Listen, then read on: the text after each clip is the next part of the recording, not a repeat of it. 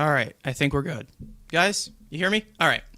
What is going on, everyone? And welcome back to Mets Weekly, as we are live at this very moment on YouTube and on X for watch-along coverage of Mets versus Rockies Game 26 of 162. Before we get into everything, I want to remind everyone to subscribe to the Mets Weekly YouTube channel for the Mets Weekly podcast, live episodes after every single regular season series, which I actually just got done with like 20 minutes ago. So for those of you who are there live for it or you watch it on playback, I am here about 20 minutes later, double shifting myself by myself. Obviously, everybody will be joining later on. Matt, Evan, Andrew as well. So the four of us will all be here at some point, but it's just me for now. For those of you watching or listening on playback, you want to join the conversation in the future, make sure to turn on those post notifications to know when we go live. Make sure to follow Mets Weekly on X and on TikTok. Follow all of us individually. The links are in the description. So once again, like we said on the podcast a few minutes ago, the Mets are going into a series with the Rockies on somewhat of a relieving note, winning the last series against the Twins. They have won back-to-back games. They have technically a winning streak. But at this current moment, there's still things that need to be cleaned up. We talked about it plenty.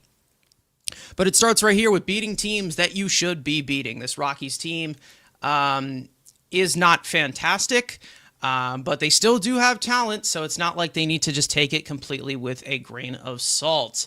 Yeah, no audio. I think, I fixed it. We're good. All right. Yep. Tony's in here. He said that he'll be here for the next stream, like he usually is. Very loyal. Matt is going to be in here later on. But either way, we are opening up a 3-game set with the Colorado Rockies. The Mets are 9-16, 7 games under 500. And hopefully they're turning over a new leaf. They're going to have to do it without Francisco Lindor, who is out of the lineup for the second straight game and will be out for a significant amount of time. As we start off this one with Colorado. So let's get into everything that is pretty much well known at this point, but we are going to put it out, even though I just discussed what was going on with this series. The pitching matchup for tonight, Freddie Peralta will make his 6th start as a New York Met. Not off to the best start, not the frontline Freddie that we were expecting, but he has been okay enough to keep us in the games. He will be facing Michael Lorenzen, veteran right-hander, former two-way player when he came up, but is more of a pitcher, obviously. Signed with the Rockies late. And, it's been a rough one for him as well, but he will be starting. His first pitch is in about 5 minutes. So as for the starting lineups right here, let's get into them. First for the visiting Colorado Rockies. Leading off, the designated hitter, Mickey Moniak. Batting second, the catcher, Hunter Goodman. Batting third, the first baseman, TJ Rumfield. What a name. Batting cleanup, the second baseman, Tyler Freeman. Batting fifth, the right fielder, Troy Johnston. Batting sixth, the third baseman, Kyle Karros. Batting seventh, the shortstop, Ezekiel Tovar. Batting eighth is the left fielder, Jake McCarthy. And batting ninth, the center fielder, Brenton Doyle. On the Mets side, leading off, the third baseman, Bo Bichette. Batting second, the designated hitter, Juan Soto. Batting third, the catcher, Francisco Alvarez. Batting cleanup, the right fielder, Brett Beatty. Batting fifth, the first baseman, Mark Vientos. Batting sixth, the second baseman, Marcus Semien. Batting seventh, the left fielder, Carson Benj. Batting eighth, the center fielder, Tyrone Taylor. And batting ninth, the shortstop, Ronnie Mauricio, who we're going to be seeing a lot of with Lindor out. So we will see. Didn't Lorenzen give Soto a hard time in the WBC? I think he went 1 for 8 or 2 for 8, something like that. I'm not sure. We'll see. But either way, this team is going to need to start getting some wins and making up the ground that they dug a hole into. But again, it is still early. It is still April. So we'll get it started here. But Freddie Peralta will take the mound for the New York Mets tonight. And we will see what happens. Shout out to everybody here in the chat. If you are new, make sure to hit the like button, subscribe, turn on post notifications. We are live for every single one of these games for watch-along coverage and post-game coverage regularly. Sometimes there's some schedule mix-ups, but for about 99% of them, we will be live for them. We are going to be having my usual co-hosts and compadres joining throughout the entire stream mixed away. But for now, you guys just have me. And then, of course, the podcast after every single regular season series, the next day afterwards. Make sure to stay tuned to that, which I actually just finished. So again, like I said, double shifts, but I'm proud to do it.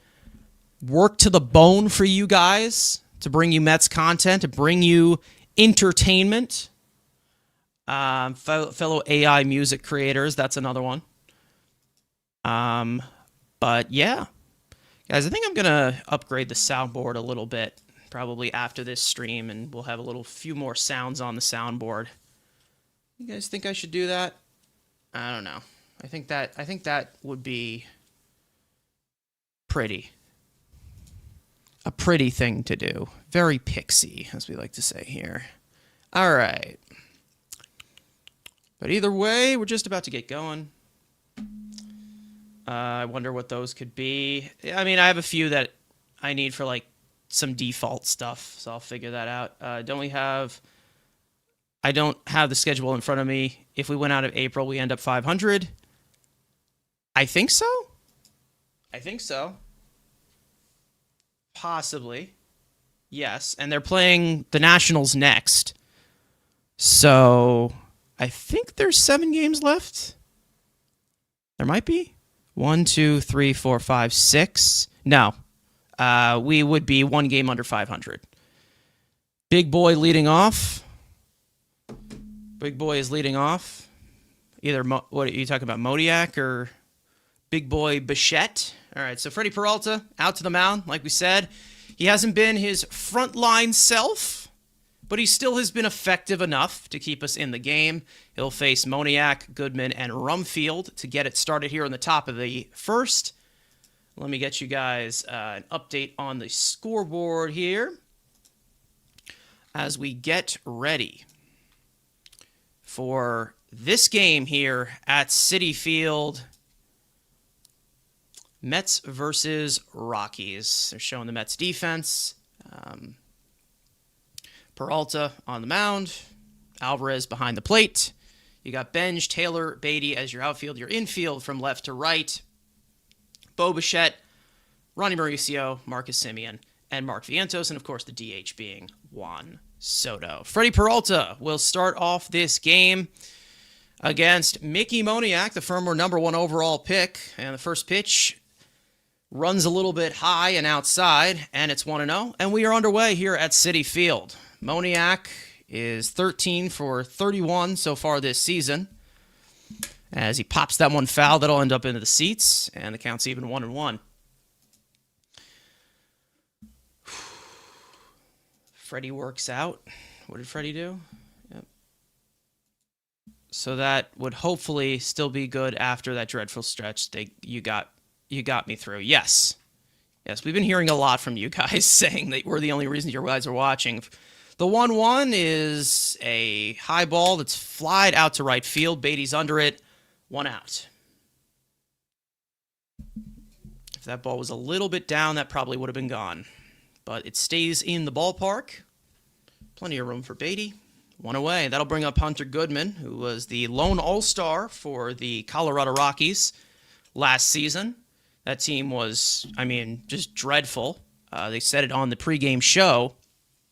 What was it? It took them until the middle of June to get to 10 wins. So now they are at 10 wins right now. on April 24th. First pitch is fouled away back to the screen, and it's 0-1. So we will see. How would you rate Beatty overall in the outfield? I prefer that he's not in the outfield. I prefer that he's not. I just don't think that it's a good fit. That is a off-speed pitch inside, and it's 1-1.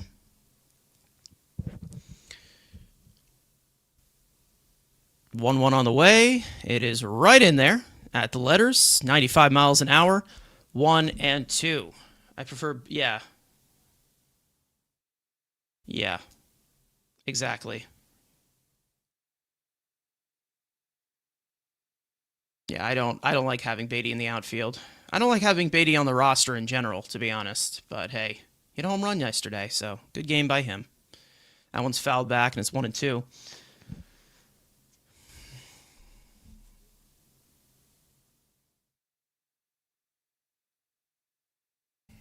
TJ Rumfield waits on deck. 1-2 from Freddie. Swing and a miss at that curveball that just basically fell right from the top of the zone to the bottom of the zone. 2 down. Nice pitch there by Freddie.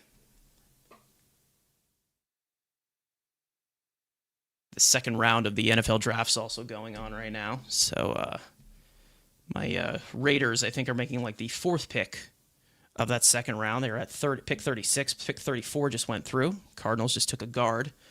First pitch, that one sits high to TJ Rumfield, batting third. Rumfield off to a solid start. Pretty much their everyday first baseman.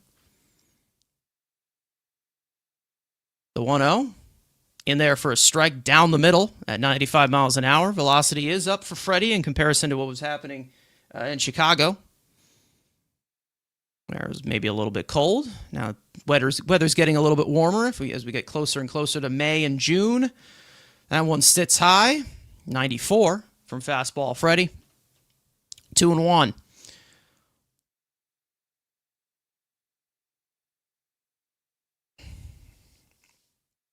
The 2-1 just missed. Low, right below the zone.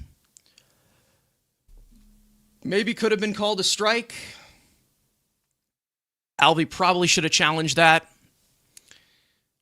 The 3-1 bounced foul down the first base line, and it's a full count. Like we've already said about Alvarez behind the plate, it has not been pretty. There's Warren Schaefer, first year as the Rockies manager. He was their interim manager after, I believe, someone was fired. Who was their manager before there? I have no idea. Was it still Bud Black? Bud Black, was he still there? I don't know.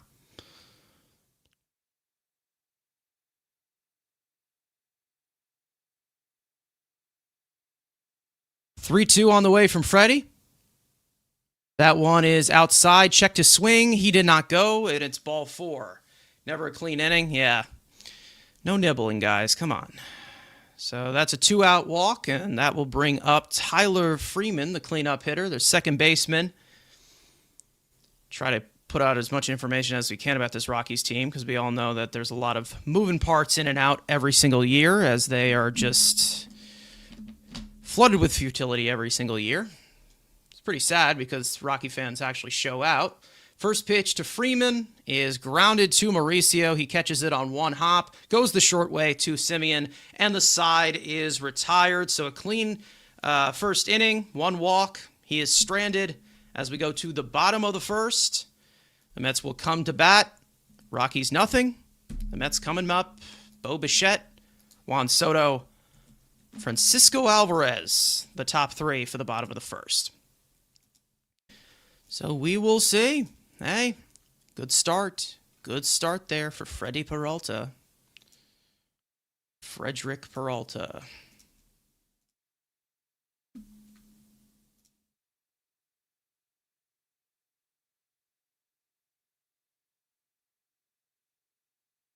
Sad for Colorado because their fans do show out. They are dedicated. They actually are like top 10 in attendance, I think. Yeah, they fired Black. Yeah, they fired Bud Black in May. Okay, yeah.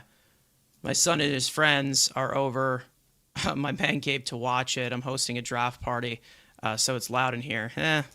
Yeah, we'll see what happens here. I'm hoping that the Raiders go defensive line here because it seems like, I mean, there is one receiver still there, but I think he probably will drop to the third round.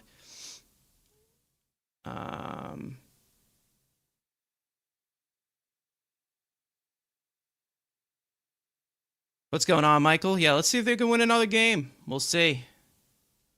Hopefully, one step at a time, one day at a time here.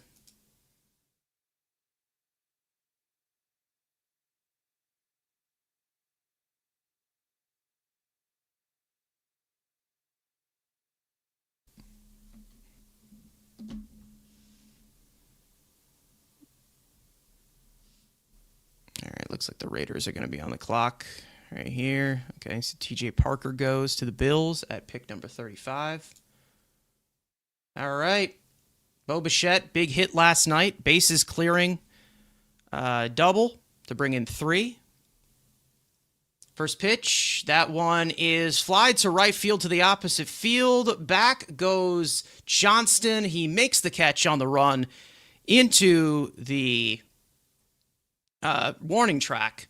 1 down. All right, well, Bo Bichette's getting some really, really good swings. Really, really good swings. I don't mind if you swing first pitch, but, I mean, I do mind if you do it with wrist because it's never usually a good idea. But I don't mind if you swing first pitch, if you make the solid contact like that. Yeah, but here's Juan Soto. Soto has been, relatively quiet so far since coming back. He's still easing back in. He's still DHing. Has yet to see the field, and it looks like it's going to be like that for the next few games. The 0-1, that one is low, and the count's even. Soto has reached base safely in all 10 of the games he has played this season, obviously missing a good chunk during that losing streak. Swing and a miss at a fastball from Lorenzen. Lorenzen throwing pretty hard. 95 there on the gun. Michael Lorenzen has been quite a journeyman recently. Pitched for Team Italy in the WBC. Did fairly well against Team USA, I recall. The 1-2. Fouled back. We'll do it again. Sunday is bad until 2 p.m. Yeah, it's going to be rough. It is going to be rough. It probably will not be played tomorrow. But for now, we have everything lined up. But we'll just wait for the news. The 1-2, that one is hit to left center field. Back goes Brenton Doyle onto the track at the wall. He leaps and makes the catch in front of the wall. 1 down. All right. Or 2 down. Excuse me. 2 down. 2 out. My bad. Brenton Doyle, like I just said, fantastic defensive center fielder. 2 Gold Gloves. They also have Ezekiel Tovar, who won last year at shortstop. It's all really about health with Brenton Doyle because he definitely has talent. He was somebody that the Mets were attached to. It looks like the Raiders just traded down to the Texans. I want to see what the return is on that, but we will see. Here's Francisco Alvarez. He takes the first pitch in for a strike. Citi Field needs a roof. I mean, wasn't Cohen already joking about that? Like, it costs like a lot of money. It was like, what, $50,000? It's kind of hard to build a roof on a structure you already have. That one's in for a strike, and it's quickly 0-2 to Alvarez. You have to drive to Trenton. Yeah, they might cancel it. Yeah, we'll see. I don't know.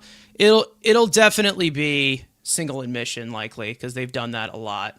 I actually went to a Mets Rockies doubleheader during the pandemic in 2021. They won both games.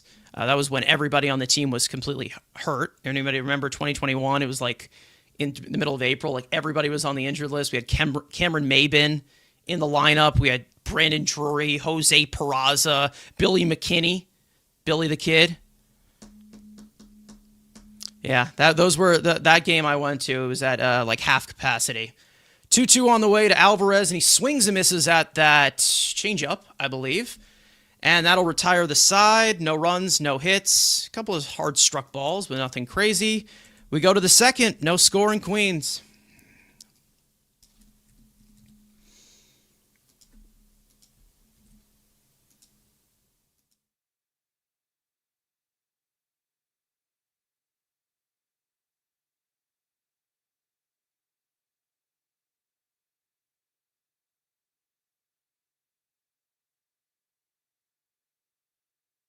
How expensive were the pandemic tickets? I don't really remember, to be honest. The pandemic felt like so long ago. Like I feel like it was a completely different world at that point. Yeah. But it was a doubleheader because things got yeah, Maben was batting cleanup. Oh god, it was a mess. I mean, it didn't even get better when everybody got fully healthy because a lot of guys struggled. We know Lindor got off to a slow start. He was only the one of the guys that was like relatively healthy, and then everybody came back, and then he ended up getting hurt. The whole Baez situation, he comes back in that. Patrick Mazika's another one. Dad, thank you for the assist there.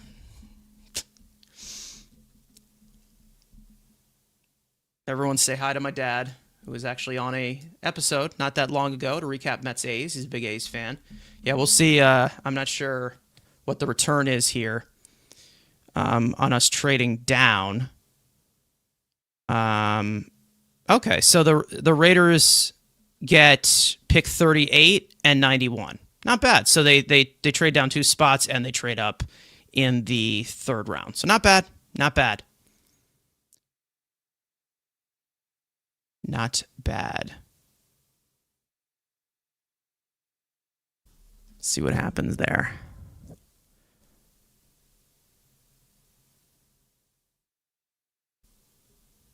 Maybe I might have the draft in the background here. But yeah, the Mets did win both. Yes, they did. Taking a look at Michael Lorenzen here. Freddie Peralta back out for his 2nd inning of work.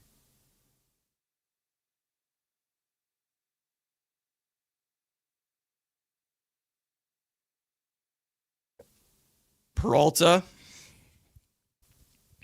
got a clean first. First pitch, it just clips the outside top right corner for a strike, and it's 0-1. 2 for 20 plan. Wasn't that like a restaurant that used to do that? I forget. The 0-1, that one is inside. Change up, and the count's even 1-1. Shout out to everyone in here. Like the stream if you have not already. Subscribe to the Mets Weekly YouTube channel. The 1-1 slapped foul to the left field seats, and it's 1-2. Here's Troy Johnston. He has the 4th highest batting average in the National League. Still early, but he's off to a good start. Colton Hood goes to the Giants at 37. 1-2. Fouled back. We'll do it again. Yeah, Freddie Peralta is coming off of a... What was it? Start in Chicago. Wasn't fantastic. The 1-2, fouled away. Once again, we'll do it again.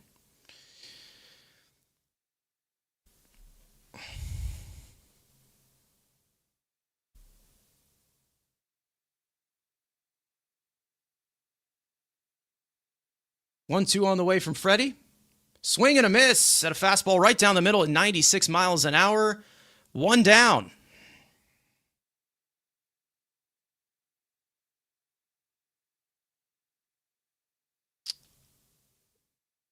Looks like they're doing a quick poll right now saying which area of the Mets looks the strongest this season. The farm system. The farm system. There you go. First pitch to Karros. Flied out to right field. Beatty to the railing, and it looks like he just smacked his hip into the railing. Like the 1986. That's hilarious. That was funny. Yeah, the farm. Yeah. Starting pitching has been solid outside of 2 guys who have struggled. Yeah. Jesus Christ, Beatty. He's like a... God, he is clumsy, isn't he? 0-1 to Karros. That one's in for the strike as well. Fastball. And it's quickly 0-2. Kyle Karros. He is a 23-year-old third baseman. The casino. That's another one.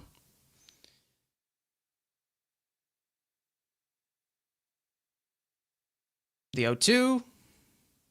Breaking ball low. And it's 1-2. He is the son of Eric Karros, who is a broadcaster. Eric Karros was a 90s Dodgers player. That one's in there for strike 3, but it looks like Karros is going to challenge. He might get that one right. Fix my camera. Is my camera screwed up? My camera messed up?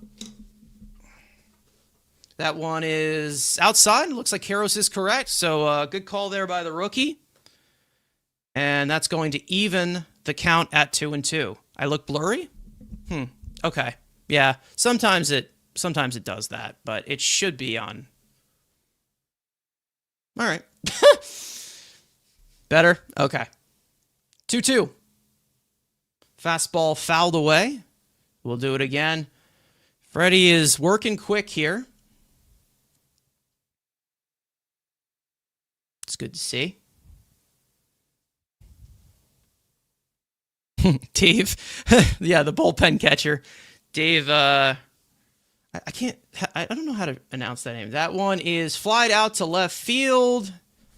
Carson Benj is a few feet away from the warning track. Makes the catch. 2 away.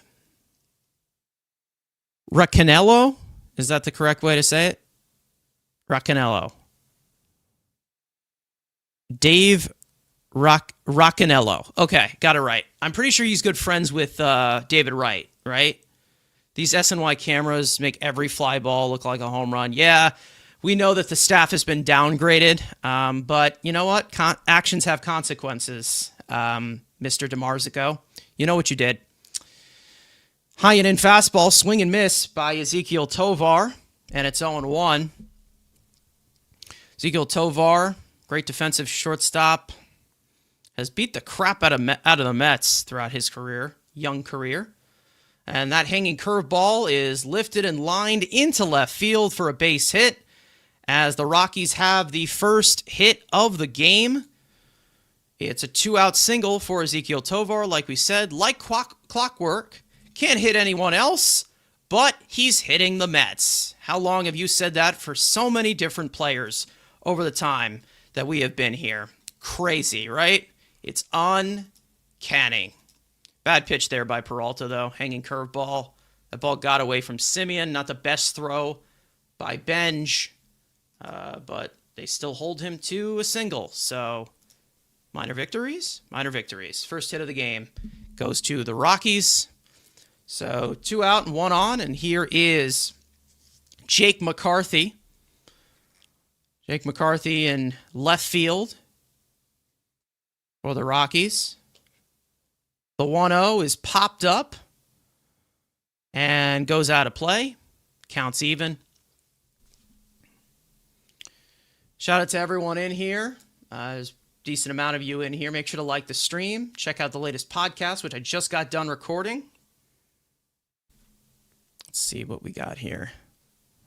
Raiders are taking a corner. All right.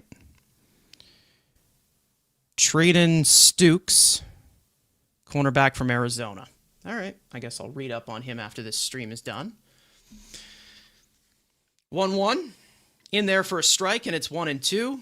Fastball looks crisp from Freddie. Breaking stuff, not so much. Maybe it'll get well as he continues to get deeper into the game.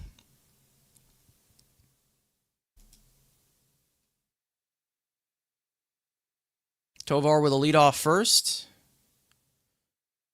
Peralta deals and sets. Change up, swing and miss. Strike 3, and that retires the side. No runs, a hit, 1 left. We go to the bottom of the second. No score in Queens.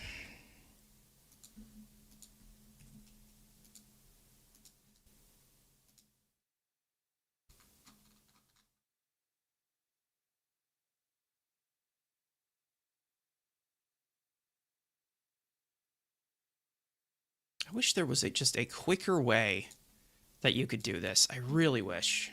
I just wish upon a star. We're the only team he hits against, I think. Yeah, I mean, you probably could see his splits in his career. We could look those up if you guys want to.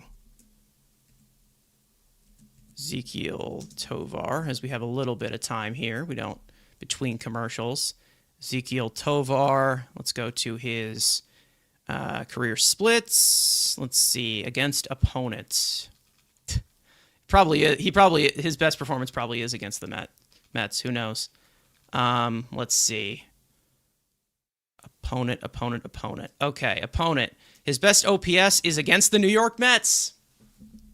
A 1,079 OPS. The next one after that is actually the Athletics, my dad's team. So he has a so he has a above league average OPS in his career against about 1, 2, 3, 4, 5, 6, 7, 8, 9, 10, 11. 11 of the 29 opponents. So not bad, I guess. I feel bad for Melendez. The kid actually looked pretty good, and he's buried on the bench. Yeah, he should be playing.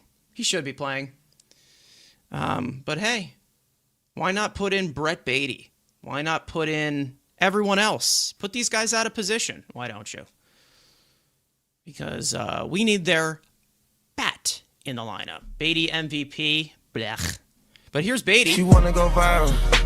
First pitch is lined into the right field corner. That's going to go all the way to the wall. Brett Beatty, first pitch swinging. He's got himself a leadoff double here in the second. Beatty starting to heat up. Oh, Jesus Christ. All right, well, the Mets have a runner in scoring position here in the second. And that will bring up, if I believe so, Mark Vientos. So Mark Vientos can't ground into a double play.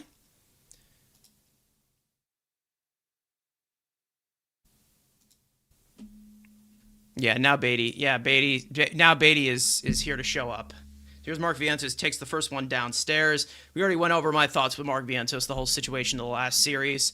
I'm not going to get into it. Let's just turn the page and act like it didn't happen, like our manager likes to do. 1-0 from Lorenzen to Vientos. That one is topped slowly, and it's going to be an infield single. Lorenzen grabs it. He has no play. His best play was probably at third. Beatty goes to third. Runners are at the corners with nobody out.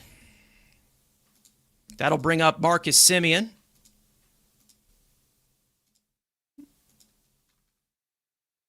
Semien has been heating up over this past week or so. Hopefully that can continue.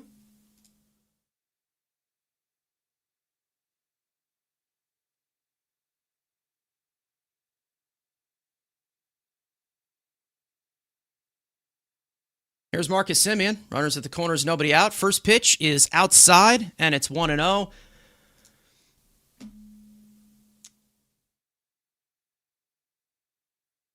Yep. I like what I hear. Yeah, they're getting going here. They're getting going. Semien with runners in scoring position. He's heading 370 as he grounds one to the right side, and that's going to bring home a run, but he grounds into a double play. No RBI for Semien, but that brings in a run. So, productive double play, even though we do not like that.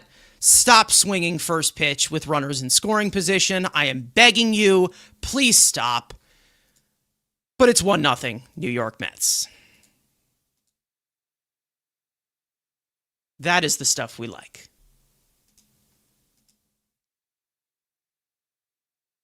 That'll bring up Carson Bench, who's been swinging a better bat as well. He was up to the 7th spot. I think he was batting 8th yesterday. Hit a home run last night. Also had a double. So he's starting to come around a little bit. Come around. Productive double. Hey, you'll take anything at this point. That one skips away from Goodman. And it's 1-1.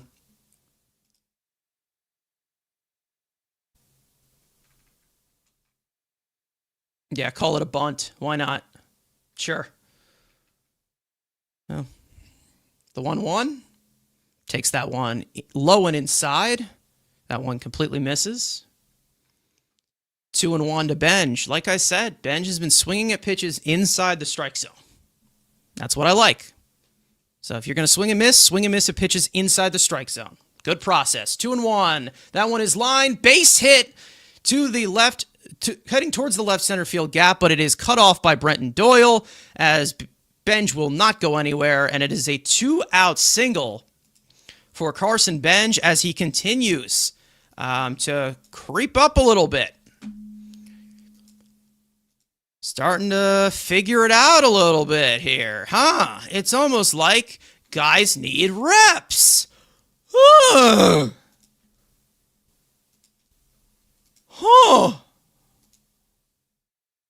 That's such a weird concept.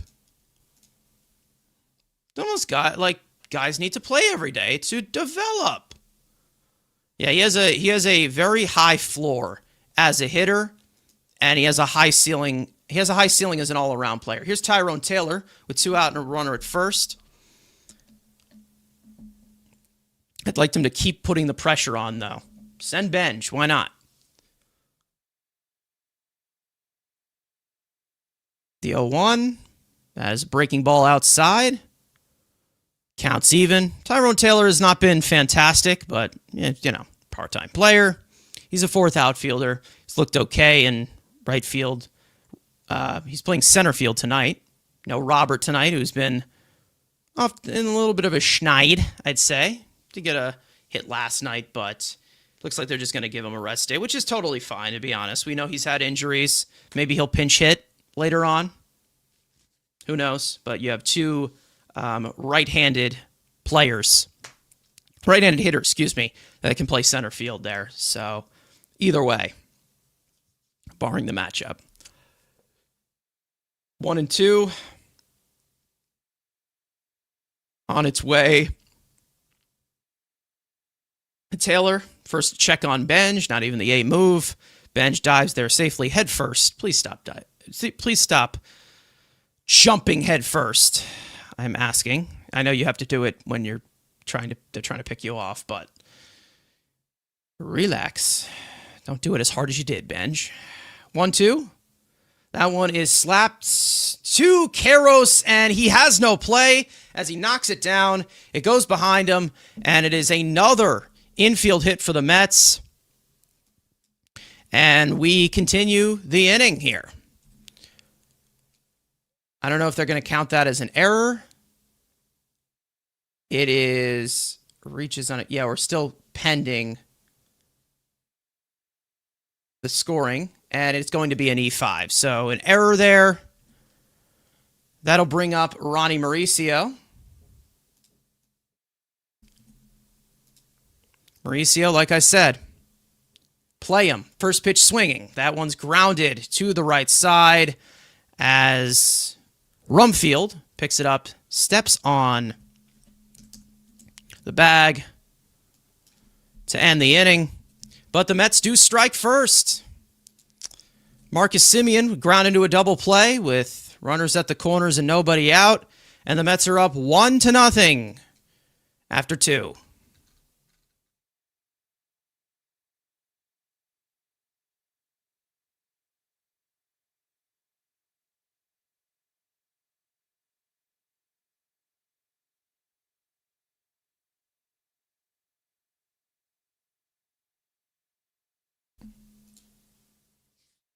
For the 9 batters, first pitch swinging. Yeah, I don't want to see that. I really don't. Because then you're going to see Lorenzen start to settle in. Yeah, god-awful AB by Ronnie. Listen, yeah, I mean, it's true. It is. I mean, it was not really a good swing decision. Swung at something in the zone. It was against a curveball. But again, it's due process at this point. Listen, I want to see obviously better ABs from him, but I don't want to see him get benched tomorrow because he doesn't hit well. Just let the guy play. There's no reason not to. There's no reason to be moving guys around, putting Bo Bichette back at shortstop, which he should not be playing.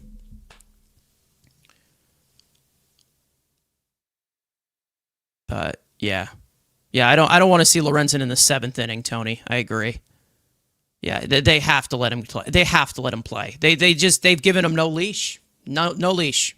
No leash at all. And I don't know if he's good or not. I'm high on him. I think that he could be a high potential player, but I also know that in in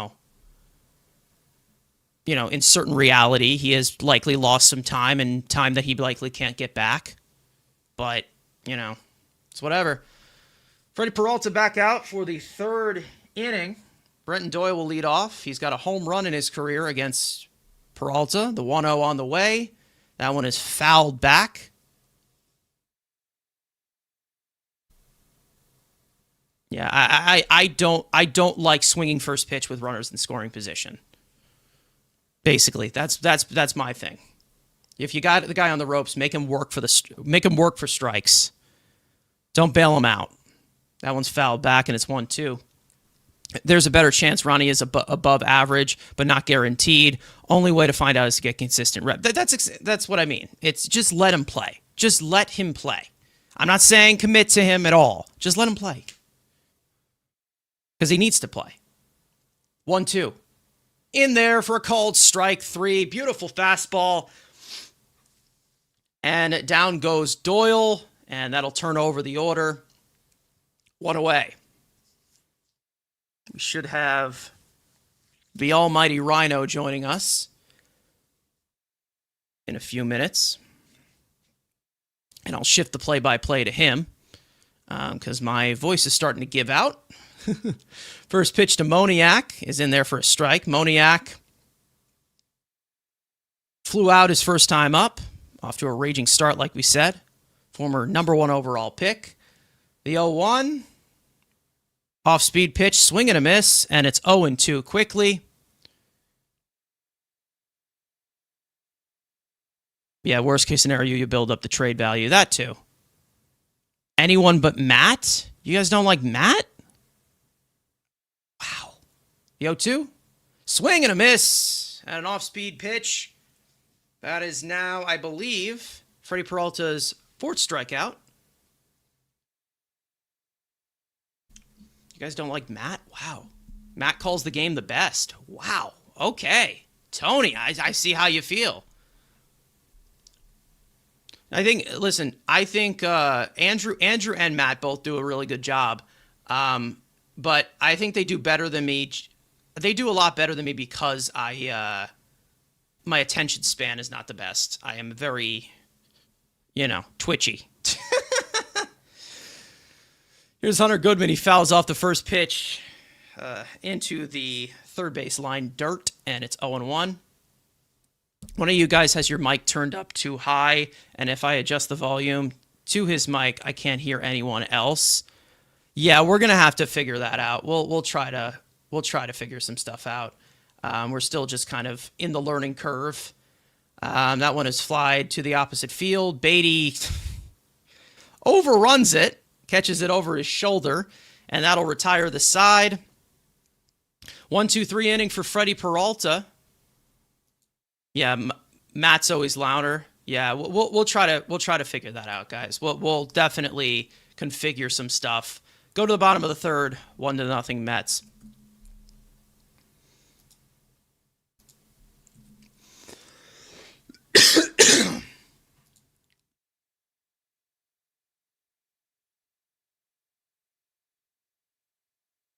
When they speak in the recorder. Yeah, I mean, listen, we will definitely try to figure some stuff out with the audio, but for now, we're just kind of rushing through stuff, getting out there. I'm not taking offense. I was just busting your balls. Yeah.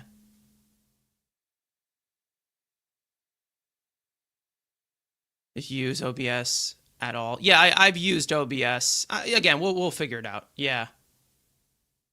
Set a limiter on everybody's. Yeah, the only problem is that everyone has their own audio output, so I don't think I can put things through OBS without things being a delay, because again, we're all on our own separate computers, so Debatey almost missed that. I mean, that's pretty much been him in right field because he shouldn't be playing right field. Just call it like the kids cast. Yeah, I ain't going squeaker mode. Sorry. Can't do that.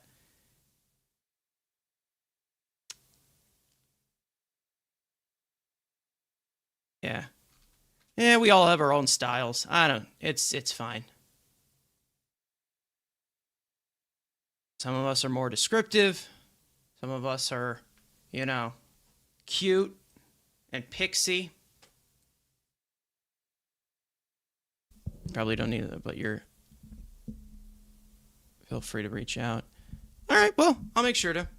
Gelbs isn't working the draft. Yeah, it looks like he's not. I guess he's doing like, post-draft stuff. I don't know. Here's Bo Bichette leading off the bottom of the third. Bichette flew out his first time up on the first pitch, thrown by Michael Lorenzen, as that one is outside, and it's 1-0, so he does not swing the first pitch this time. That's what makes this show great. Absolutely. Originality. 1-0. That one is bounced to the right side. Freeman picks it up on a few bounces, throws over to first. 1 down.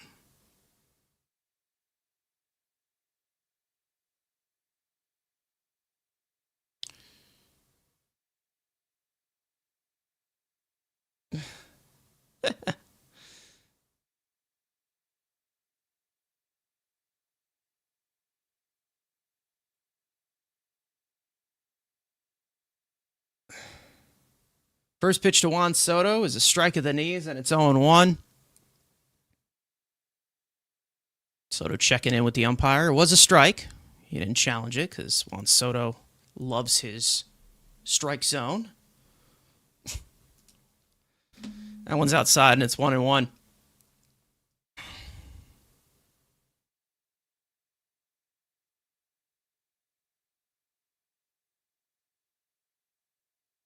That one is low and inside. Curveball, I believe. Curveball? Cutter? They're looking at Dante Bichette, who played for the Rockies, so good time to bring him up. Good time to bring him up. 2-1. That's a curveball in there for a strike. The count even 2-2. Dante Bichette, 4-time All-Star. His son, Bo Bichette, plays for the Mets, in case you guys didn't know that. Toms River, New Jersey is where Todd Frazier is from, by the way. Just facts nobody knew. 2-2, that is rolled to the right side. Rumfield feels it, shovels it over to first. 2 down, and Soto is retired.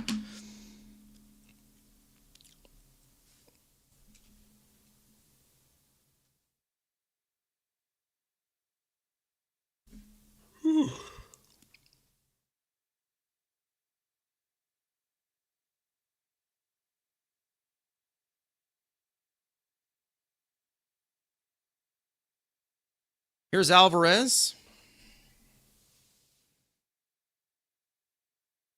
Alvarez struck out his first time up. Takes the first pitch in for a strike, and it's 0-1. That one is bounced and completely missed. And it's 1-1. Rockies entering tonight. 4.40 earned run average as a team, the 5th highest in the National League.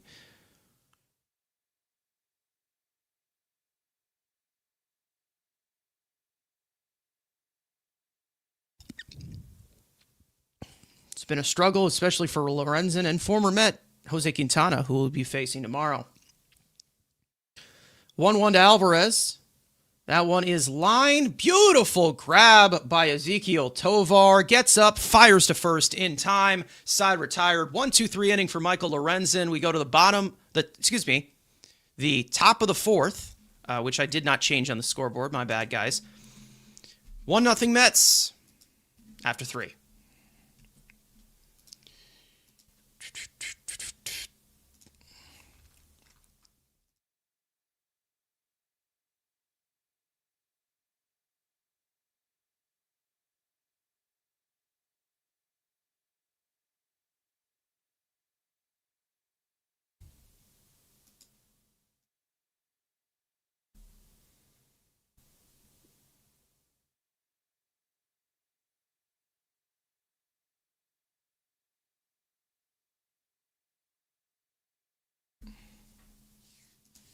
My nephew plays against Todd's son in Little League and travel.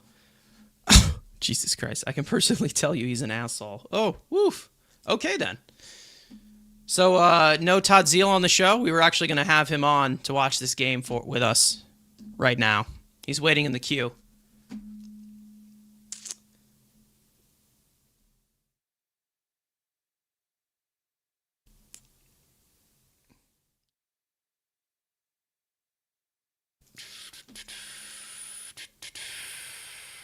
Oh.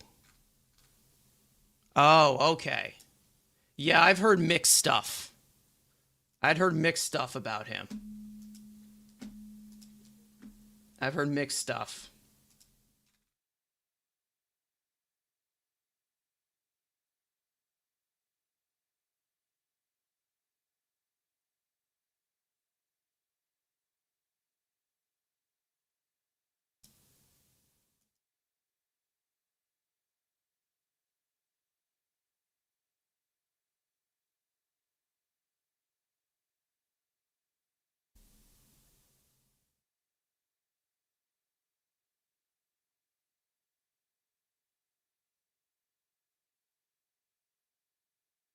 Back at Citi Field for the fourth inning. Freddie Peralta back to the mound. Has a 1-0 lead. TJ Rubfield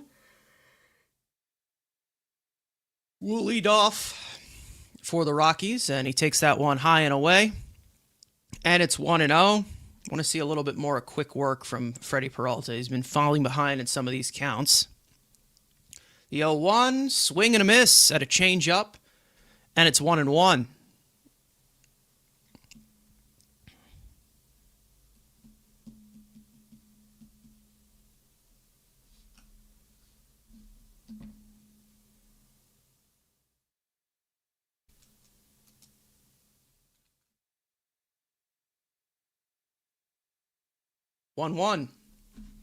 That one misses outside, and it's 2-1. What's up with Jonah Tong? Had a good start the other day in AAA. It was like 5 1/3, 9 strikeouts, 1 earned run. He's been up and down in AAA. He's had good starts and he's had bad ones. So, yeah, he's still figuring some stuff out. We'll see what the oh my God, that's poked down the third base line to the opposite field. Wow, perfectly placed right there. And Rumfield has a leadoff single to start the fourth. That is extremely annoying. That is so annoying right there. I mean, couldn't be perfectly placed like that. Just backspin there. The opposite field from a left-handed hitter. And that is the Rockies' second hit of the game.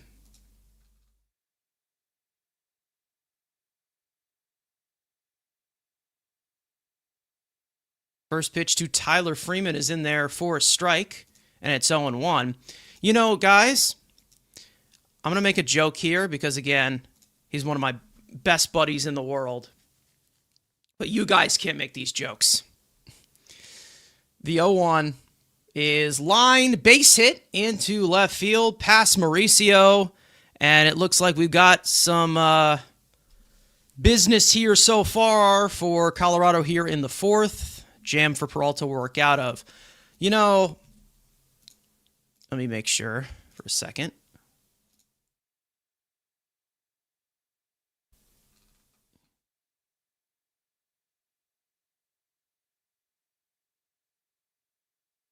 You know, I'd say a good 15 minutes ago, okay? 15 minutes ago. First pitch to Karros is lined to left field. Over comes Benj. He dives and he made the catch. He made the catch. Nice play. Nice play. Likely saved 2 runs right there. Carson Benj, diving play. Runners retreat. 1 down here in the fourth. Nice play. Yep. 49.5 49.3 exit velocity. Nice grab by Benj right there. Beautiful. Let's hope that he's okay with that. Okay getting up. Looks like he's okay. He landed a little awkwardly. As we said, he should be playing right field, but nice catch by the kid right there. Like I said, 15 minutes ago, here's excuse me, that's not Karos. That's what it says. But here's Tovar. Or this might be Karos. That was Johnston. All right, well, the scoreboard said Karos. Great. Cool. Awesome. Here's Karos. The 0-1. That one's low. We need a strikeout so they don't score. True. Nice catch by Benj, though. Very nice play. Defense and hits all coming nicely for Benj. Absolutely. He's starting to get it going. Yeah, maybe Taylor makes that play. Maybe. 1-1. That one's low, and it's 2-1. I said, like I was saying, 15 minutes ago, Andrew said, hey, I'm going to eat, and then I'm going to hop on. Bro's still eating. Big fella's still eating. 2-1. That one is popped up into foul territory. Mark Vientos is under it. Makes the catch. Exactly what the doctor ordered. 2 down. And the runners hold. This dude is still eating, man. Hot Pockets? I don't know. It doesn't take that long to eat a Hot Pocket. The guy went to the first Thanksgiving and hasn't left. So here's Ezekiel Tovar.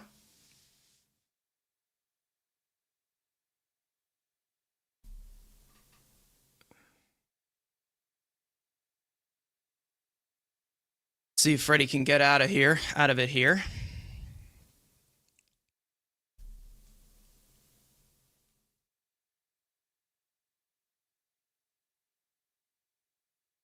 First pitch. Swing and a miss. And it's 0-1. 96 from Freddie.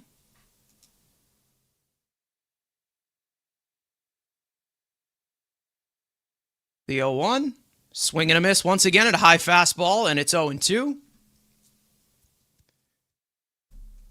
All right.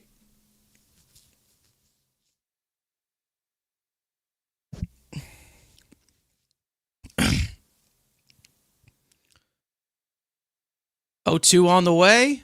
Swing and a miss at a fastball. 3 straight fastballs for a strikeout to end the inning. Helps him from defense. Carson Benj, nice diving play in left field. And Freddie Peralta is able to strand 2 runners. We go to the bottom of the 4th here in Queens. 1-0 Mets.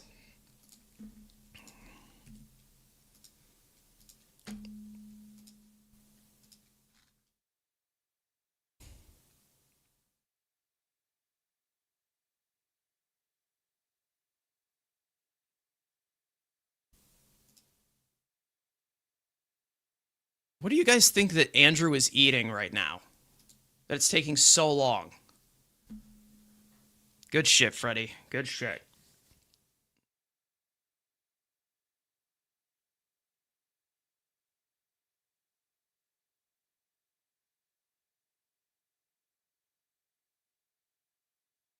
Juicy ribs.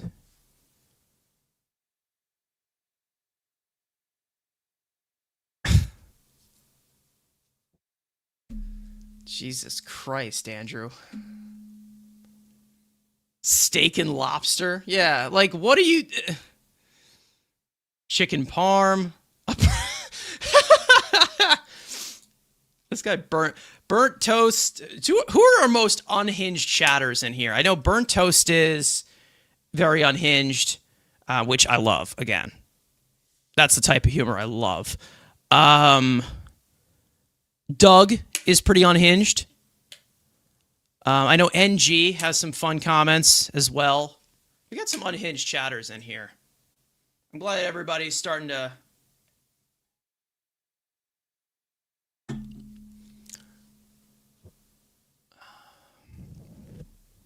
Bro's still not here.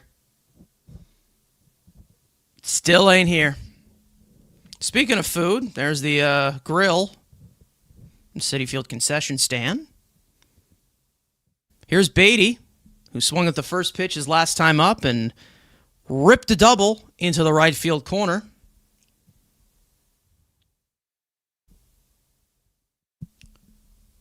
The 0-1 is bounced right back to Lorenzen. 1 out. That looked like giant pieces of Spam.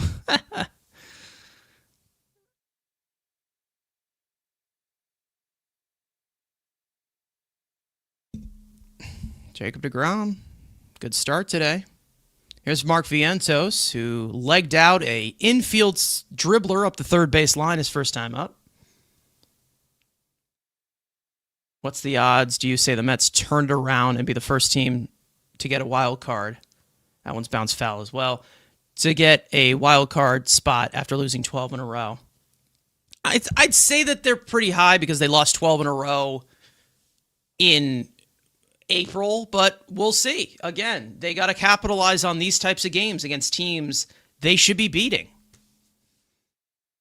Like Colorado. Like the Nationals.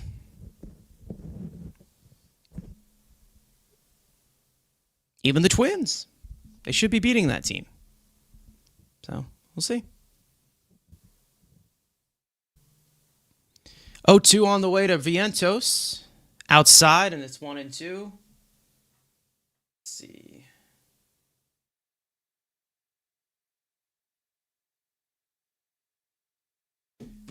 Don't sleep on the Nats this year.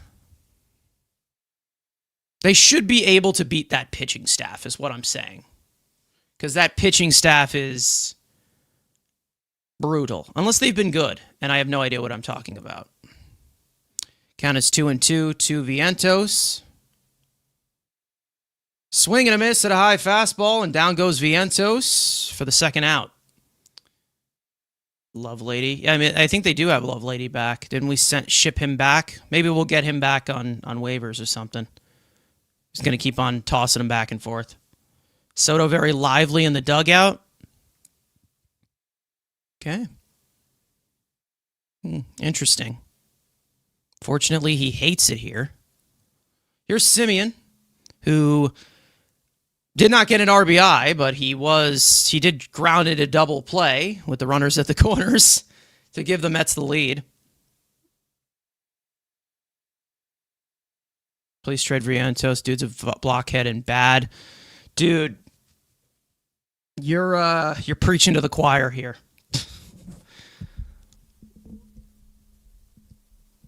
1-1.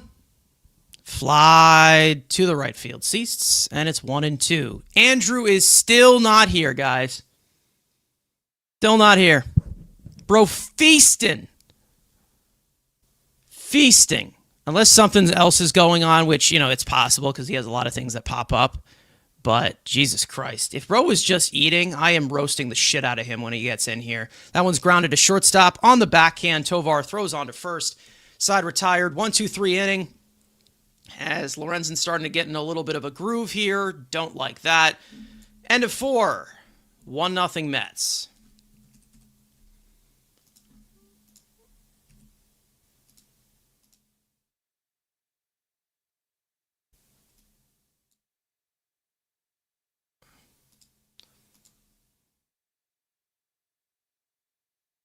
Roast chicken.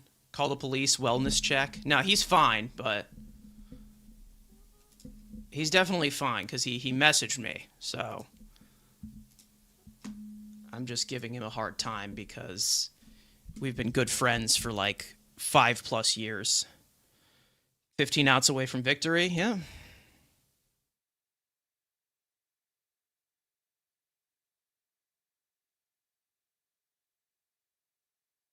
Listen, I'm right there with you. I'm right there with you, Pantries. I'm right there with you. I'm tired of the bullshit. Notice how much more loose the dugout is since Soto returned? I do notice that. They're playing loose as well, too.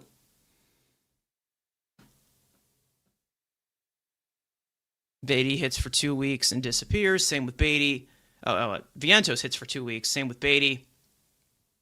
Same with Mauricio. All three guys have not proven themselves yet. I mean, Mauricio, we still don't know yet. But we'll see. I think it's because Lindor is gone. I don't know. Who knows? I have no idea.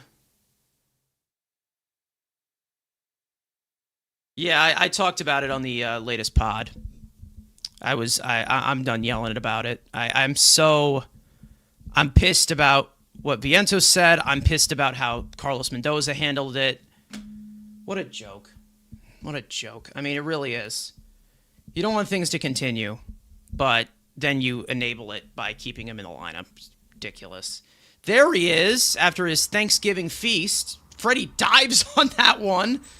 And it's an infield hit for Jake McCarthy to start off the fifth. There he is after his monstrous feat. What were you doing for 20 minutes? It takes a minute to eat, and I'd like to be able to eat and not eat on stream, because this is a real saucy chicken. I am aware, yeah. But bro, it took like 25 minutes. Yeah, I had to do it in the air fryer for 15 minutes. It looks like they're calling him out. Are they calling him out on something? Let's see. Huh. He's like, what are you... He's yelling, he's mad. Ooh, McCarthy's pissed.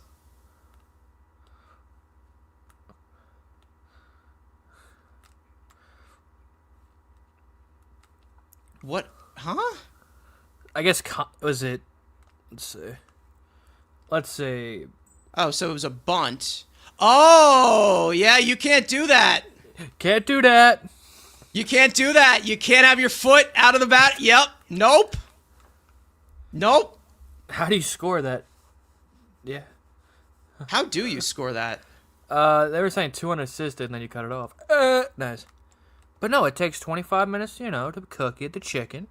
And then, it's, I'd like to be able to eat it. I still haven't finished. Yeah, I still got that. Now, that's the type of mental mistake I would expect a Carlos Mendoza team to make. Yeah, but this is the Rockies, so it's, comparable. It is. Wow. Okay, then. Yeah, his foot was out of the batter's box. Yeah, you can't do that. Can't do that. How the hell do we score that? Can't do that. How the hell do we score? Healthy. It looks like on MLB it's saying bunt grounds out softly. So it's gonna. I guess it would be 2 unassisted. I would. The way that you would score that would be 2 unassisted and then like -V for a violation or something.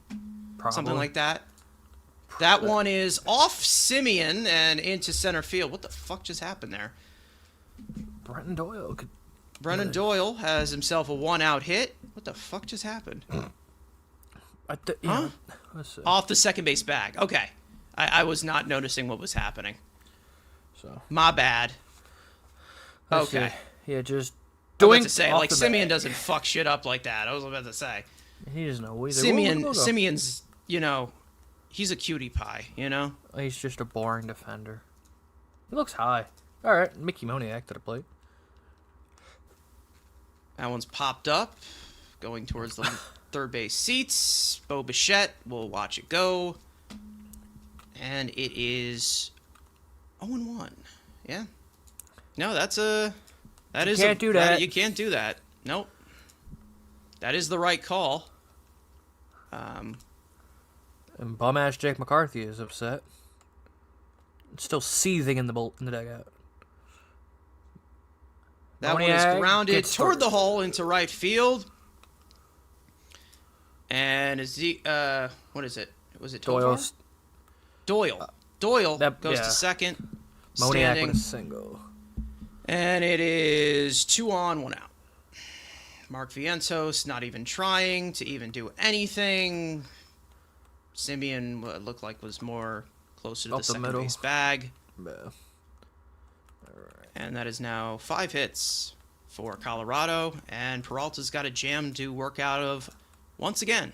Hunter Goodman to the plate. Hunter Goodman, like we said, all-star last year. The lone all-star. I mean, yeah. Colorado.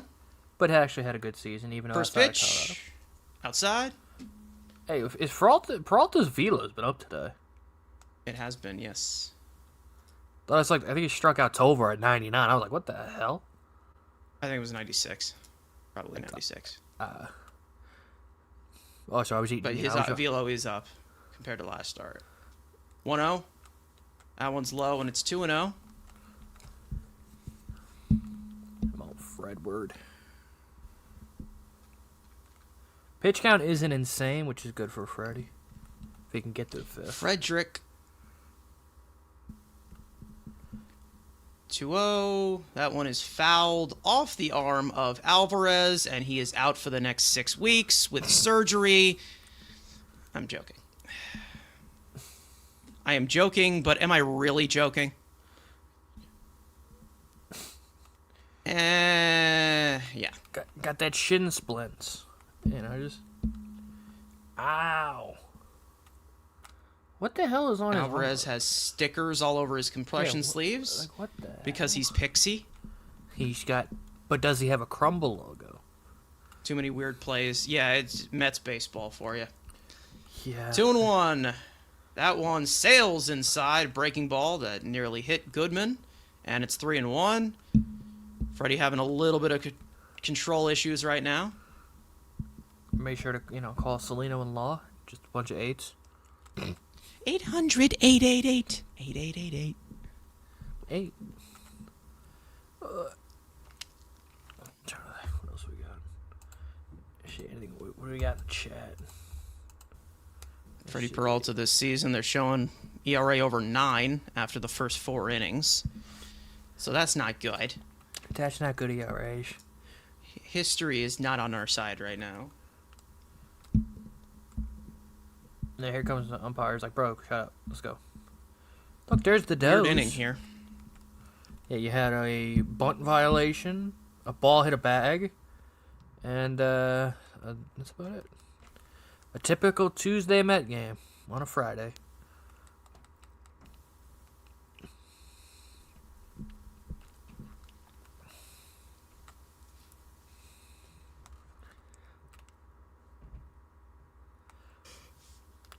Three one. Swing and a miss at a breaking ball. And the count's now full. Let's see if Peralta can get out of it here. Escaped the jam last inning. Norris Benj made a nice play. Benji? Bangy? Unfortunately, we've already declared him a bust, so he can't really do anything. Yeah, pretty much. He's got a dumb name, so. 3-2. That one's outside, and that'll load the bases. And Freddie's got himself even more of a pickle to get into. The Doze is like, what do I do here? It's like, what do I do? Here's the dose.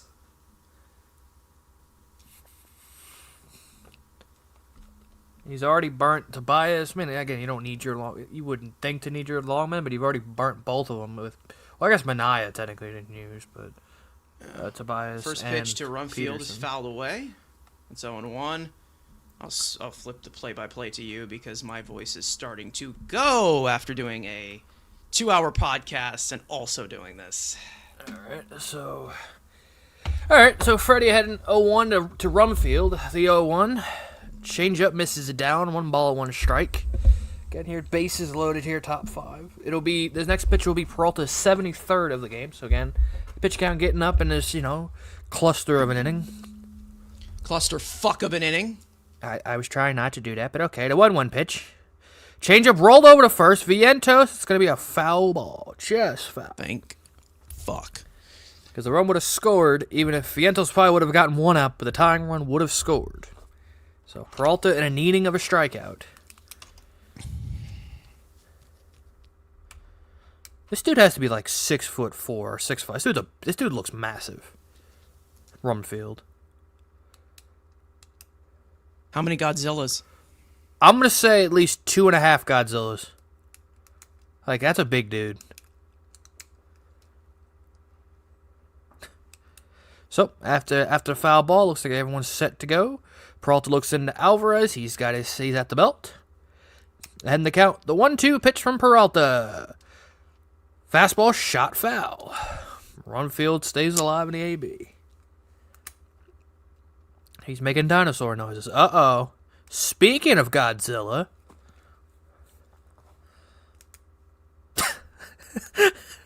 It's his entrance music now.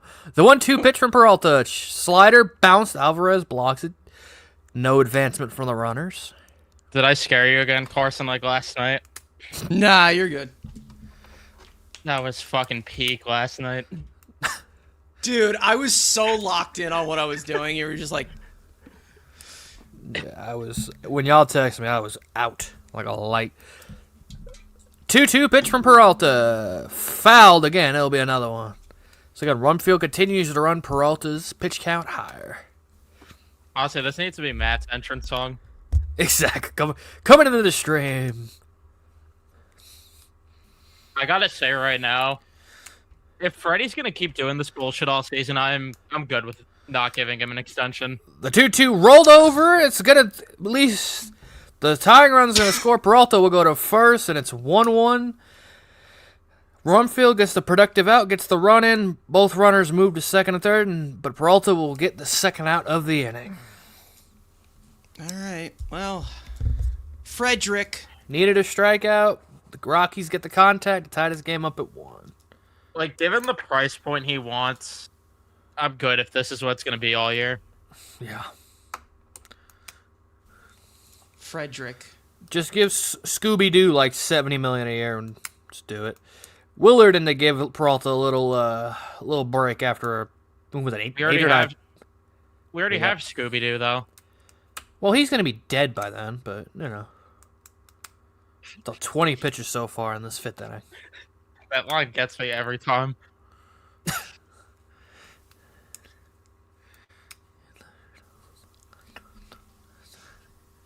The fact that I'm getting even better and better memorizing this song is just bad.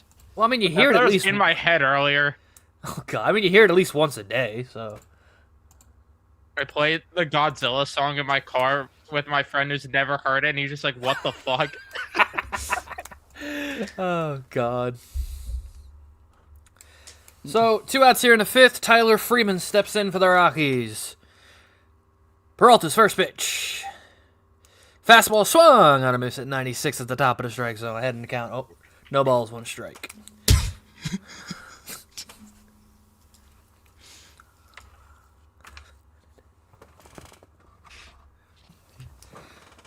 Peralta's 0-1. Fires. Fastball, bottom of the zone. They better challenge that. Yeah, I better say it. Alvarez doesn't challenge, but Peralta's like, I'm challenged. That's a strike. Peralta's so pissed he threw that 97. It's like, fucking challenge that, fat ass. And clearly at the bottom of the strike zone. The whole baseball's in the zone. Good job. Good job, Freddie. Alvy is sleeping again. Thinking about donuts. Always is.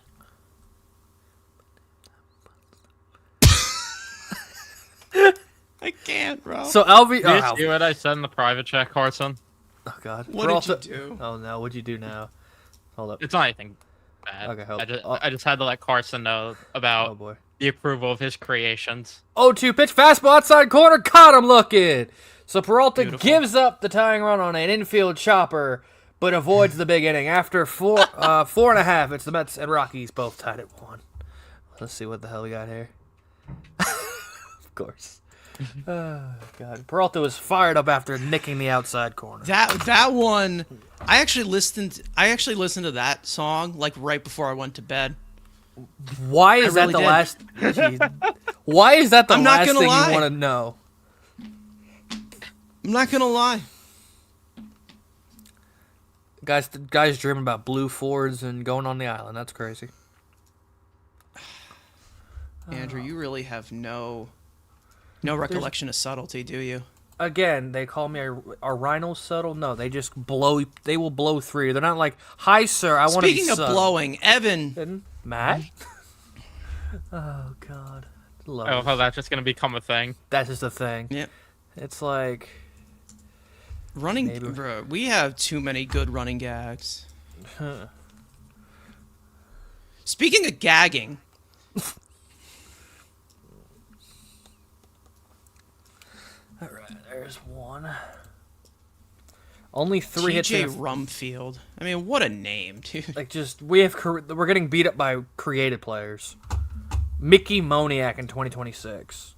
Tyler Friedman in 2026. And Michael Lorenzen in 2026. All right. I'm so glad we are doing these streams because from what I've been hearing about the quality of the SNY broadcasts, apparently they have just been screwing the pooch. Yeah, it's been bad, at least from watching here. I mean, we all know why, but... Yeah, I mean... Honestly, bring up... Nope, not saying that. Nope. Well, actions have consequences, folks. So, alright, we're coming back here, bottom 5. Steve Gelbs is talking about hot dogs again, probably. At least... Who doesn't love talking about wieners? I mean, Carson Ben's just leading off here to bottom of the 5th. 1 for 1, but another hit. So, seems like... You just stopped the commentary to do that? Of course, I gotta get that in there. So, again... So, there we go. Alright. Some monster too. Alright, first pitch to Benj. Curveball in there. No balls and a strike. This one I think we'll release to the public when memberships get started. Because it's just this so one's stupid. Fine. Okay. The 0-1 pitch to Benj. Changeup swung on and miss. No balls, 2 strikes.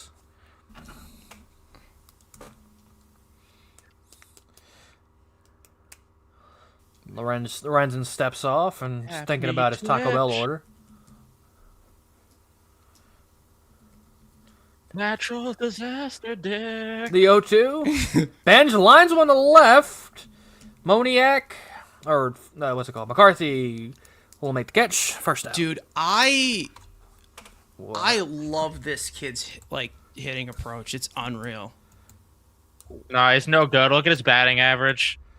I mean, he's going. I love this kid's approach. It's unreal. Like, anything he's supposed to pull, he pulls. Anything he's supposed to take the opposite field, he takes the opposite field. He doesn't chase. And he has an amazing first name. The runway where the Jets try to regroup. First pitch to Taylor, ball 1. Possible. Fucking that was just sing it on stream. So much vibing. The 0-1-0. Slider misses out of the way. 2 balls, no strikes.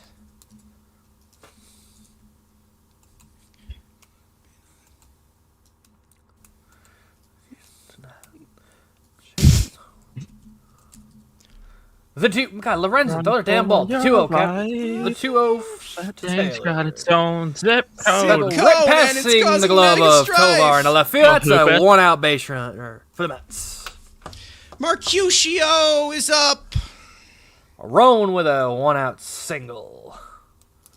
Hoopist. Just out of the outreach hooping. of the Gold Glove defender, Ezekiel Tovar.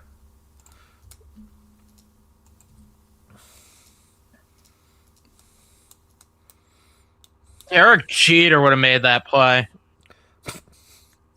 Derek Jeter would have blown out his shoulder trying to make that play. No. Derek Jeter would have jumped in the stands like in his Ford commercial. Throw it over. Taylor dives back in. Looks like Taylor was trying to steal. God, there's too many things going on right now. I feel like Ibby. Jesus. Alright, just getting in there. Are you overstimulated? I'm overstimulated. There's too many sounds going on. So Goodman was checking in. First pitch to Mauricio. Slider in the dirt. Ball 1.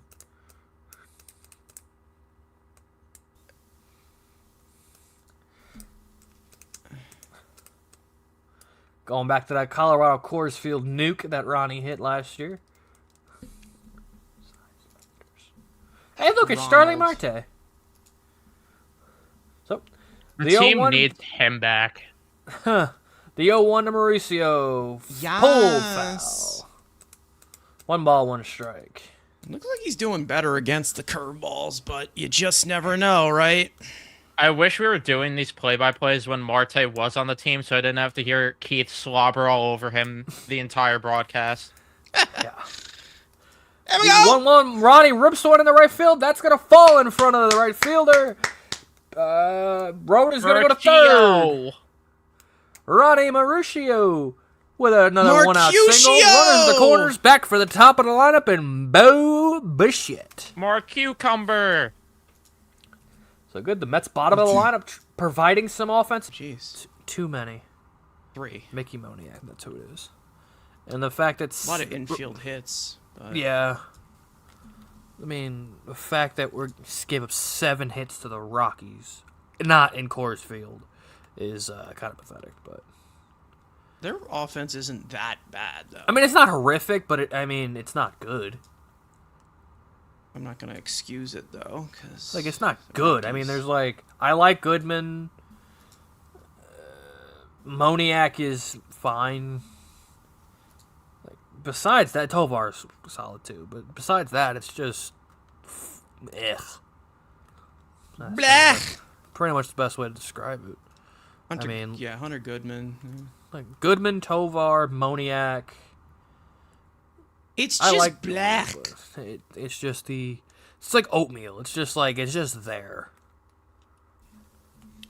Always with the food. I mean, it's the easiest way to correlate. I mean, it's just there. It's like, you don't like it. It's just kind of whatever.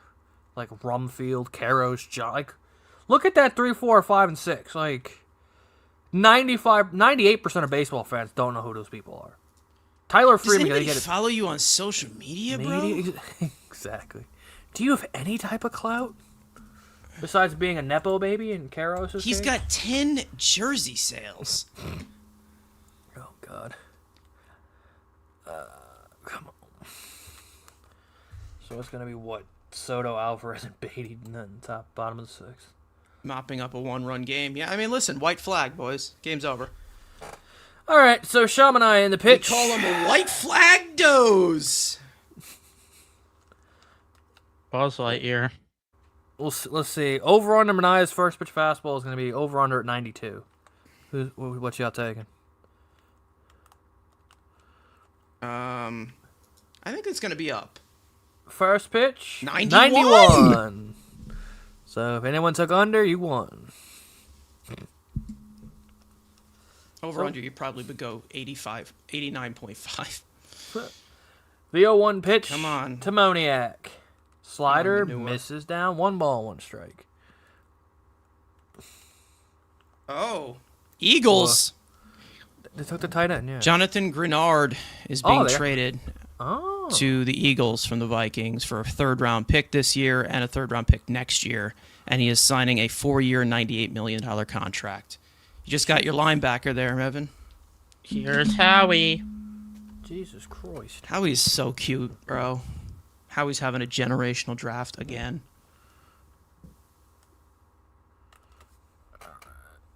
Howie Roseman. So the 1-2 pitch. Yes! Swung on and miss on the slider. Manaya comes in, strikes out Mickey Moniak to limit the damage to just 1. But after 5.5, it's the Rockies 2. And the Mets 1. 2, 3, and 4 do up for the Mets here in the bottom half. Can't knock the pitch in here. Offense, where you at? Yeah. So 2/3 and 4 years and 100. Where you at, Pooks? Pooks. Right. Beatty's due up this inning. Oh, thank God. Thank God TikTok boy is here to save the day. I like how you call him TikTok boy, like you weren't shoveling his Because wiener. unlike you with Tyler McGill, I can just say, Oh, he sucks. wait. What we got? Dinger is actually at Citi Field. Wait, he's at the game? I saw something. Is he on the bridge or something? Is that what you're looking at? Yeah, they were doing a push-up contest, and Mr. Met won. Well, I mean, yeah Dinger's fucking fat. Dinger was legitimately hitting on Mrs. Met. I mean, sure. I mean, he's a dinosaur. I mean, what is Mr. Met? I mean, let's be honest. If a dinosaur's trying to, baseball. I mean, if a dinosaur's trying to riz you up, bro. I mean, dinosaurs are way more cooler than baseballs. Okay.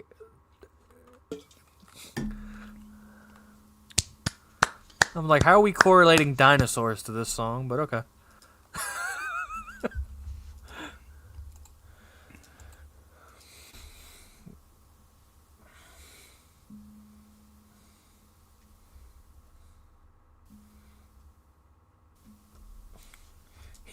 Jesus.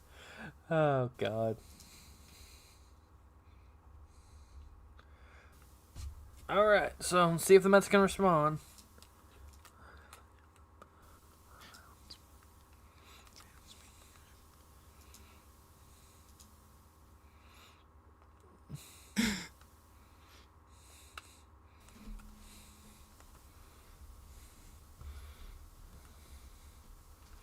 So Lindor will not be reevaluated until 3 weeks. Cannot restart till mid-May. That's always good. First pitch to Soto.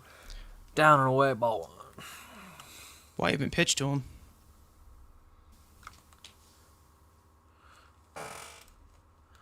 So the 1-0 pitch to Soto. Curveball misses up and away. 2 balls. What's going on, Goodettes?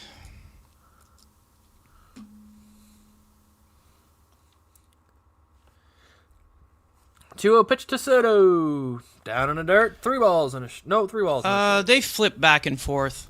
To be honest.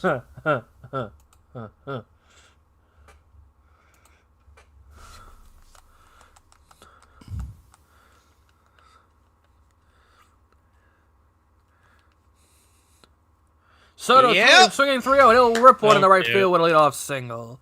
Swinging 3-0. Because he's just like that.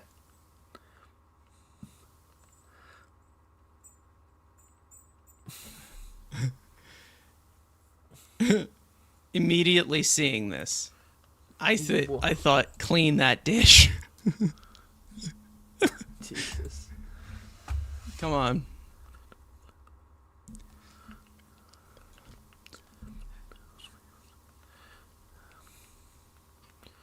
All right, so Reese Soto has now reached base in all 11 games he's played in. Alvarez, first pitch. Bottom of the zone, Alvarez will challenge and thinks he's going to win this one.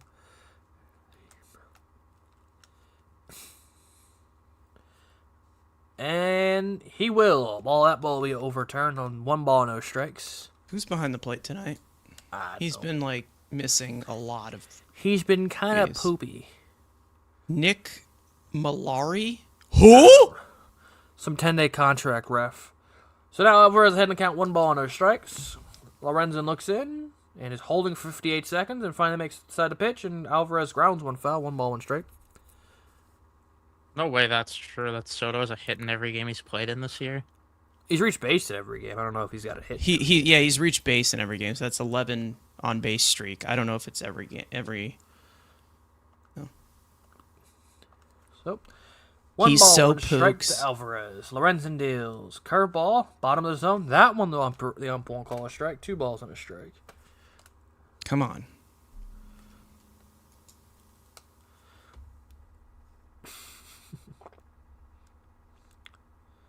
All right. So, Alvarez heading the count. 2-1 pitch. Curveball, down and away. 3 balls and a strike. Quality ABs. Wait, Brett Beatty on deck with already. Hey, you got a hit tonight. Cool. So 3-1 Alvarez. Let's see what Lorenzen decides to do here. 3-1.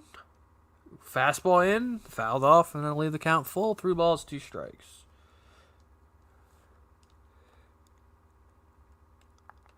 Jaden Hill.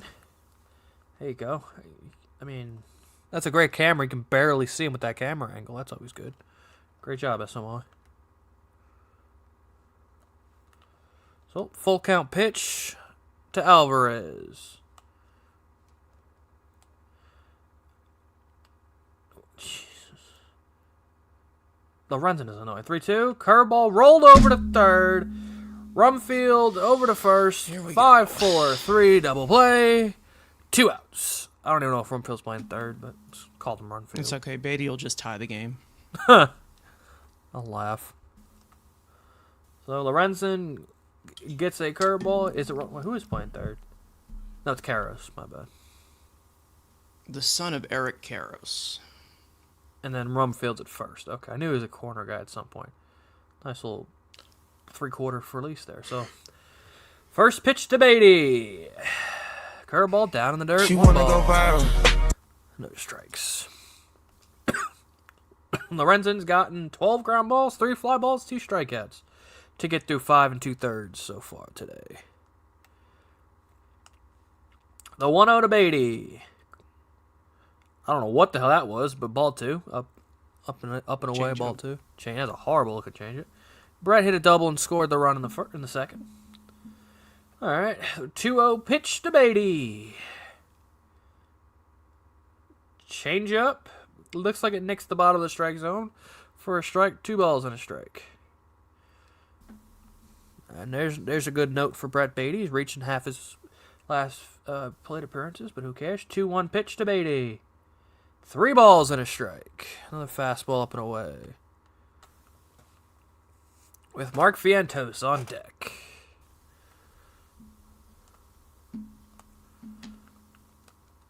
Lorenzen looks in and fires a 3-1. Fastball, top of the zone, gets the corner, and that'll make the count full. 3 balls and 2 strikes.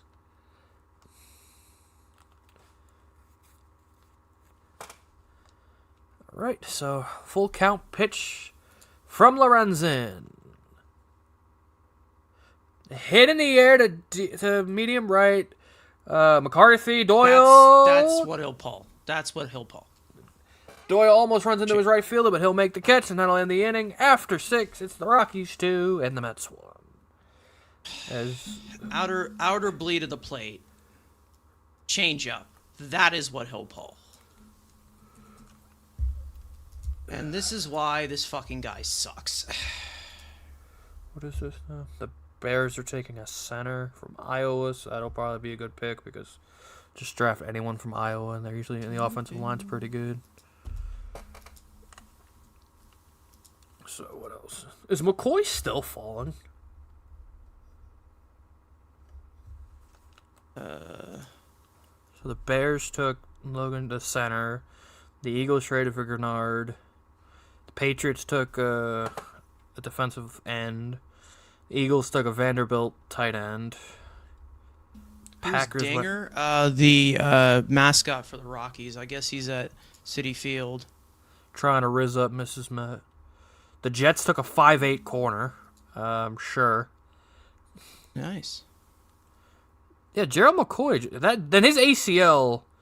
Lee Hunter went to the Panthers.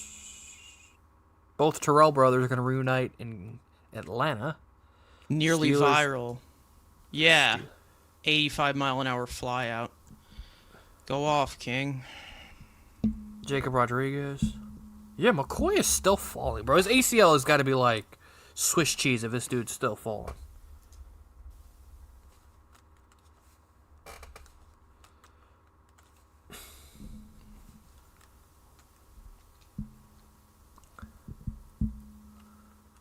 She wanna go viral. Logic loving the Mets. Yeah, that's about right. How about the Steelers? Yeah. The Steelers, yeah, they took a receiver. I don't know if they traded up or they just took the receiver. So, Ma'anai in there to start the 7th. First pitch to Hunter Goodman is a slider in. They're gonna check if he swung. He did not. 1 ball, no strikes. Goodman so far 0 for 2 with a walk tonight. Ma'anai is 1-0. Slider, that one will be in there for a strike. 1 ball, 1 strike.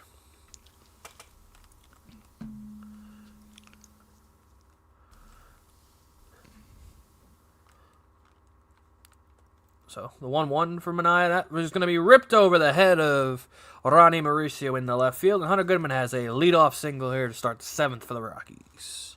Jesus Christ. How many fucking base runners are you going to give up? Just a fastball hard of the plate, off the end of the bat, and just pokes it over Ronnie's head in the left.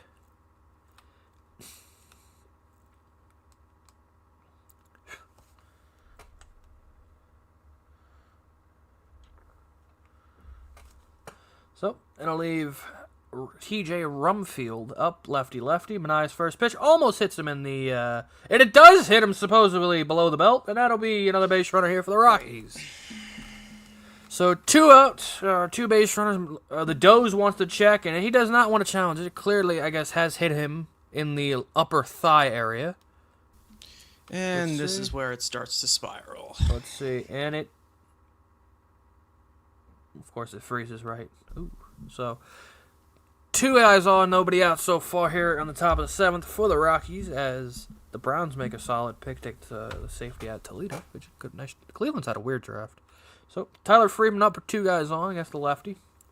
Pretty sure Tyler Freeman slaughters left-handed pitching, but it's just the Doze is gonna let it ride out, though. Let her ride. The corner's in for the Mets, expecting a bunt. Freeman does go down.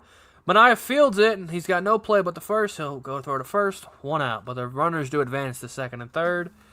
So the Rockies playing small ball to try to tack on to their 1-run lead here in the 7th. Manaea looked at third, but decided to do the smart thing and at least get the guaranteed out at first. So 2 men on for Troy Johnston, another left-handed batter. So again, the Mets are getting the lefty-lefty matchup, or the lefty-to-lefty matchup here. So we'll see. The infield in for the Mets. First pitch from Manaea.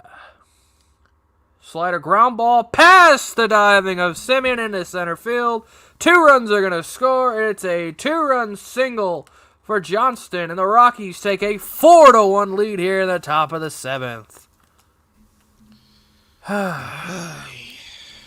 Leadoff single, hit a batter, and then a bunt and a single here for the Rockies here in the top of the 7th. With the infield drawn in, just gets it past the dive of Semien, and the Rockies extend their lead. Let's see, just always off the end of Semien's glove and in the right field, in the center field. So again, every little break that can go against the Mets is continuing to go against the Mets. First pitch from Manaea to Karros is in there for slider for a called strike. 0-1. Karros 0 for 2 with a walk tonight and a run scored here in the 6th. Manaea's 0-1. Slider or fastball, or a shitty fastball, fouled back. No ball, 2 strikes. So, again, gotta love it. And there's nobody up in the Mets or the Rockies bullpen, so it looks Lorenzen's going to keep chugging away. 0-2 pitch to Karros is lined into center field. That's going to be a base hit. Taylor gets it in. Johnston will stay at second. So another hit for the Rockies. Karros with a 1-out single. Now first and second for the Rockies. And again, no one up in the Mets bullpen, so Manaea's going to have to eat it. Justin Willard coming out, so maybe we'll see somebody, most likely Carl Edwards Jr., getting up for the Mets in the bullpen. Great, the fucking burger guy. That's a good one. That's a good one. All right. So I always have good ones. The Doze just has that stupid face of, He's got a lot of... Dude, how many chins does he have? Jesus Christ. And I can say that as a fat guy, so it's okay. So, all right, after the meeting, the SNY doesn't pan out to the bullpen, so it might just be Manaea is going to have to eat this because... Yeah, we probably have to, because every time he opens his fucking mouth. So, Ezequiel Tovar up 2 for 3, 2 singles. First career hitting 300, 3 for 10 against Manaea, so that's always good to see. So, 2 men on here in the 7th, 1 out. First pitch to Tovar. Fastball, misses in, ball 1.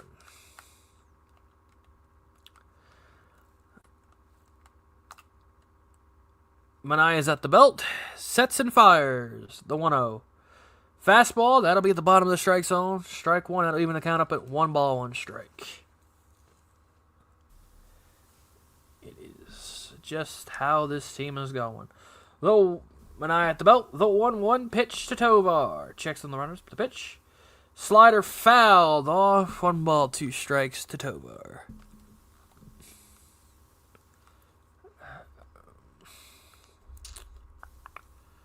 So, Manaea ahead in the count, 1 ball, 2 strikes. He's at the belt. The runners take their lead. The 1-2 pitch to Tovar. Swing and fouled straight back. Still, count remains 1 ball, 2 strikes. Who gave up the runs? It was, Peralta gave up 2. 1 in the 6th. And then Manaya is just completely imploding here. Yep. The 1-2 pitch to Tovar. Swung on it. Missed strike 3. That's the second out. Runners remain at first and second for the Mets.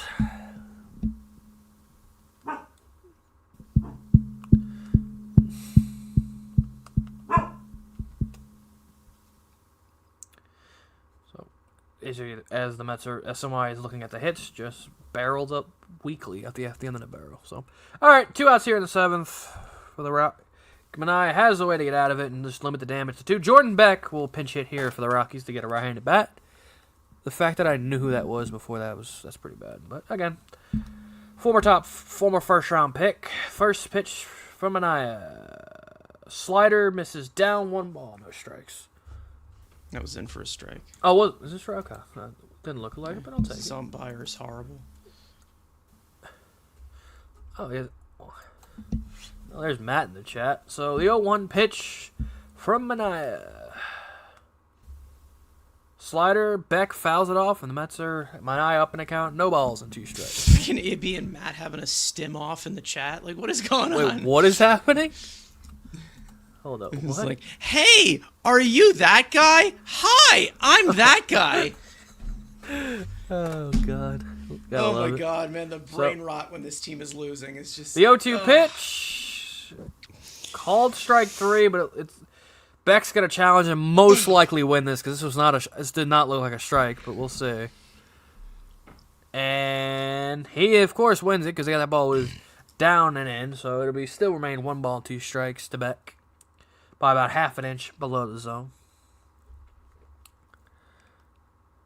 So Beck will see another pitch. Manaya is at the belt. And deals the 1-2 pitch, or not the belt. Sorry. The 1-2.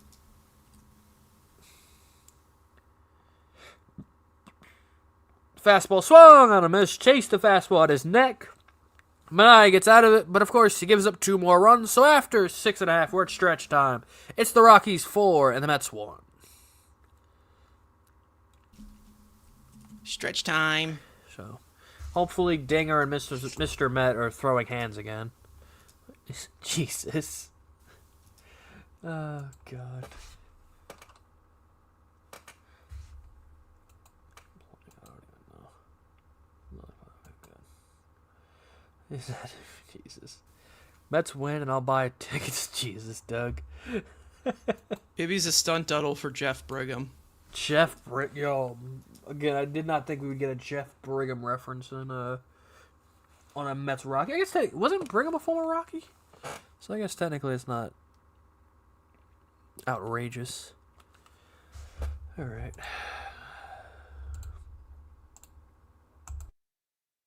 All right. Well.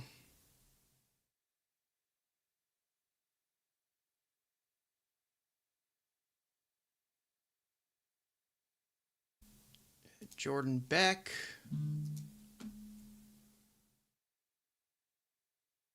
Will remain in the game after pinch hitting for McCarthy.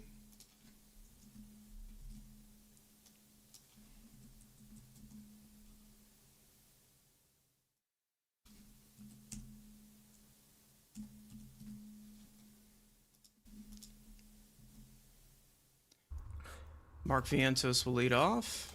Great. And then Semien and bench.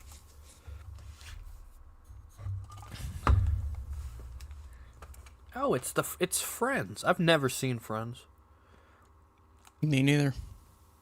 So, all right, here, stretch time here in New York. It's Rockies 4, Mets 1.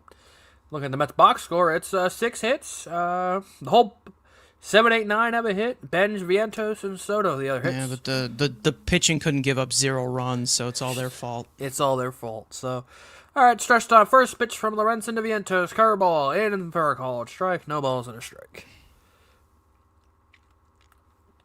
Yeah, getting carved by Michael Lorenzen. 6 innings, And yeah, we'll need a rally here. So the 0-1 pitch to Vientos.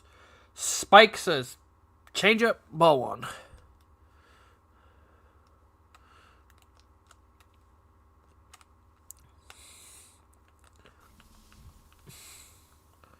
So,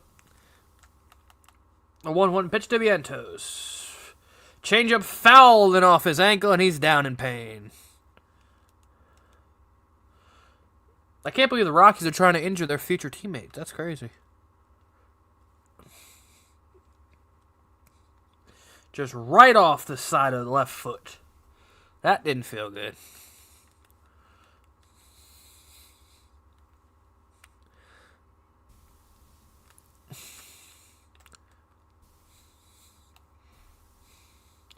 So Lorenzen heading to count 1 ball, 2 strikes. The 1-2 pitch to Vientos. Curveball.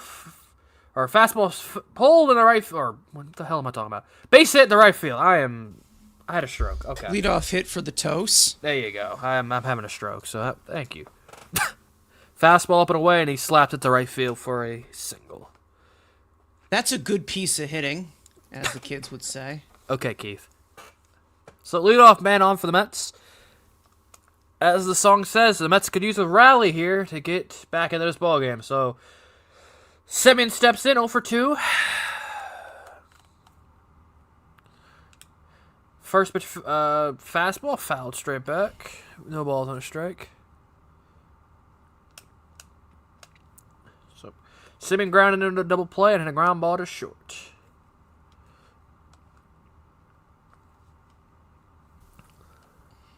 Okay. The 0-1 pitch to Semien. That'll be inside, ball 1.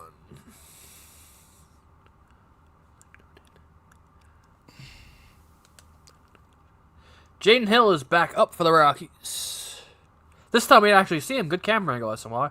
So, the 1-1 pitch to Semien. Curveball, bottom of the strike zone, strike 2. Come on, Semien. Semien's 3 for 5 in his career against Lorenzen.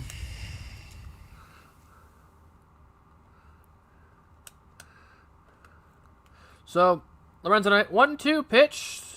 Slider, bouncing the other batter's box. Evens the count up at 2-2.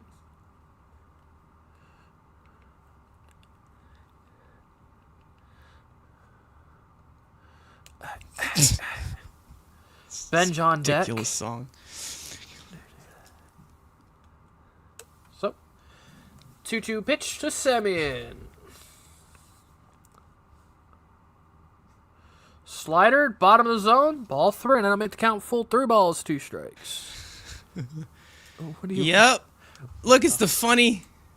What? It's the funny numbers. 6, 7. Oh, nice. So, full count pitch to Semien. Lorenzen taking 50 years to throw, but he'll have a pickoff attempt to Mark Vientos. He ain't going anywhere. We all know he's slow as shit, so he ain't going nowhere, but... You never know. You never know. I mean... You never know. He's got instincts. Does he, though? His instincts are blind. He has instincts. 3-2 pitch to Semien. Pulled up in the air.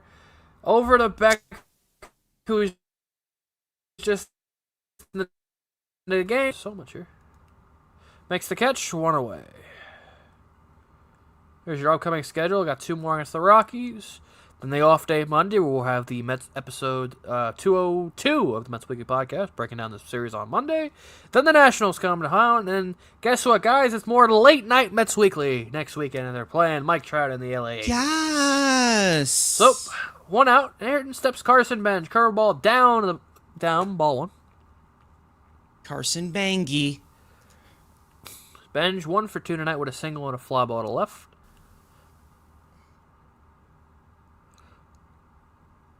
Cool. The 1-0 pitch to Benj. Another changeup down and away. 2 balls, no strikes. To Bangy.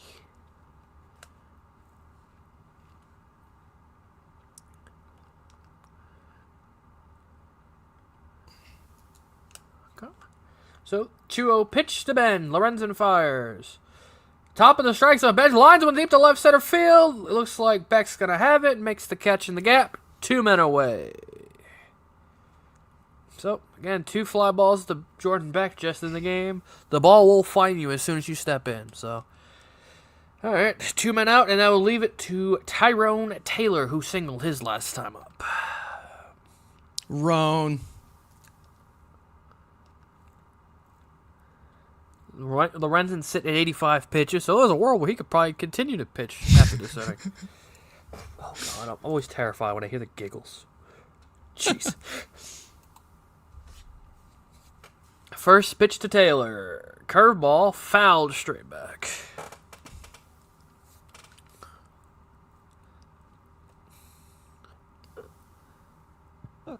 Oh, don't start with the hiccups now. Jesus Christ. Luis Rivera looks like he's getting his full day off again. The 0-1. Curveball. Misses down and away. You might have to take over for a second. These fucking hiccups are going to kill me now. Great. I got you, fam. Jesus. So, Ronnie on deck.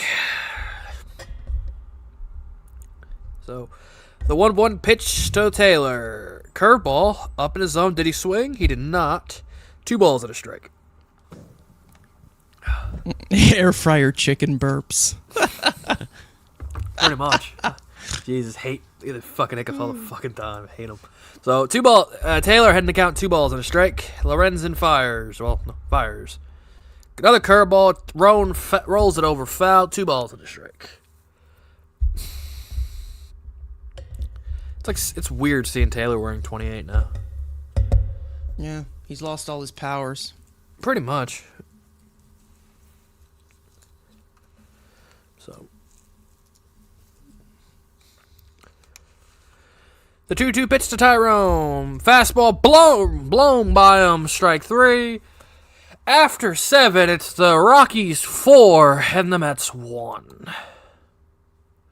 Jesus Christ.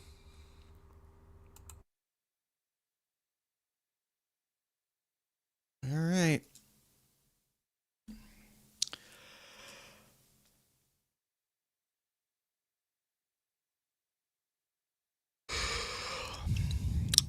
Yeah.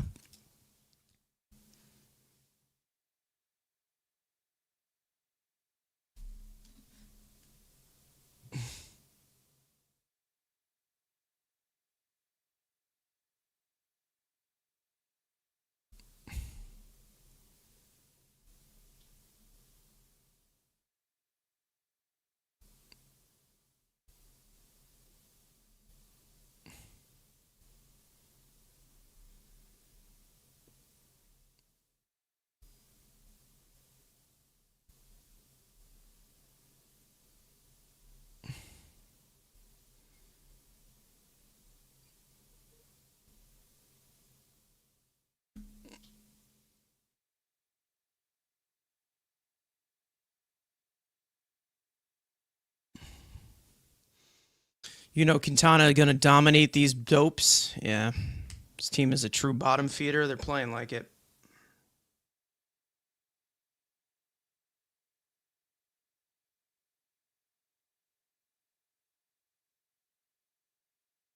Moment of silence for the Mets.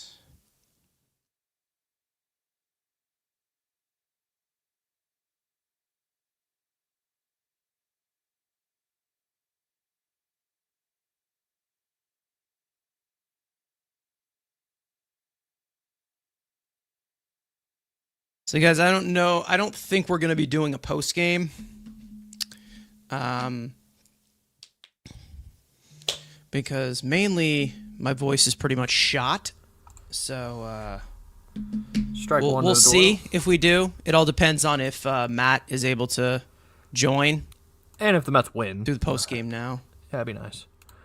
No, it doesn't matter if they win or not. I know. My voice is shot. So 1-1 to Doyle. Doyle 1 for 3 with a walk and a run, or single and a run scored. The 1-1 pitch, slider misses down and away. Ball 2. Got it. This is pulling teeth is what the kids call watching these games. 2-1 pitch, fastball in quotations up the top of his arm, blown by Doyle. Evens the count up at 2-2. 2-2 pitch. Fastball stays in the hand half, and I'm at the count full. 3 balls, 2 strikes. Where's it? So now.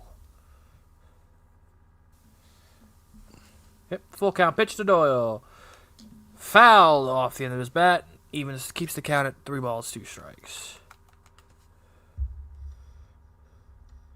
The Bills are trading up for an Ohio State guy. The Rams took a tight end. Titans straight up with the Bears. And the Texans take a tight end. All right, cool. Another full count pitch from Mania. Check swing, foul, staying alive in this AB. Rally. We just need a rally right now. We might have to change up the vibes. Another full count pitch from Mania.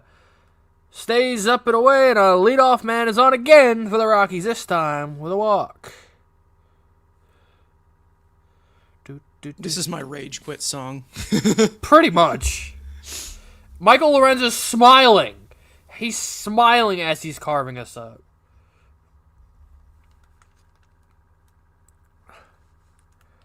Bro, why is Johnson giving Lorenzen back shots? That's kind of weird. Stop slapping him like that. Leadoff man on first pitch to Mickey Moniak in there, ball 1. Jesus, this song is so fucking wild.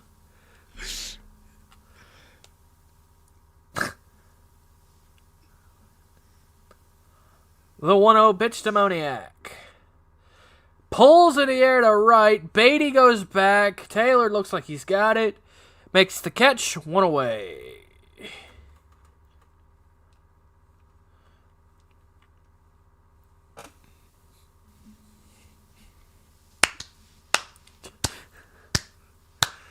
So, 1 out of here. Hunter Goodman will come up with the guy on base. Guy on first.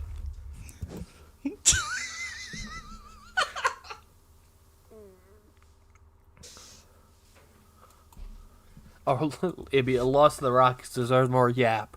Yeet. First pitch to Goodman.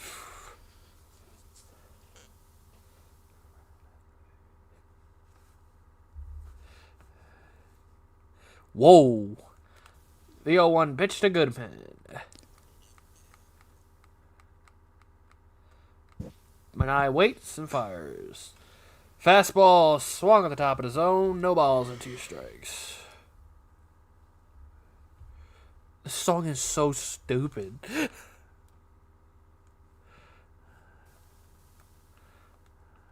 No.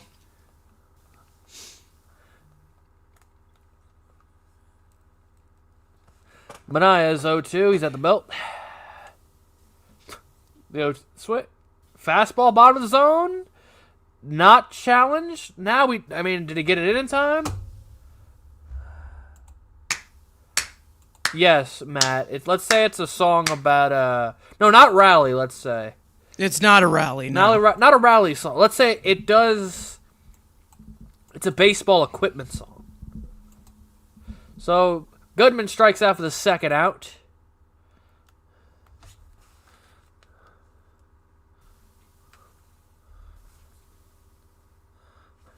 Dude, he's still falling. Jeez. Doug, Jesus Christ. I mean, he's right. He ain't wrong. I'll put a little more faith in my team, guys. Come on. First pitch to Rumfield's in there for a strike. No balls and a strike.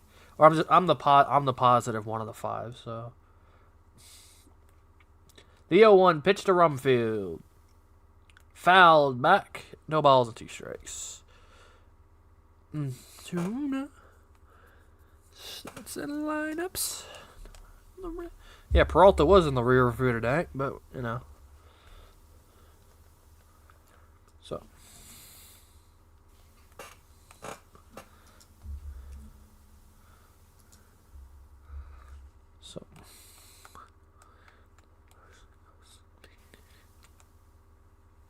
So the 0-2 pitch to Rumfield.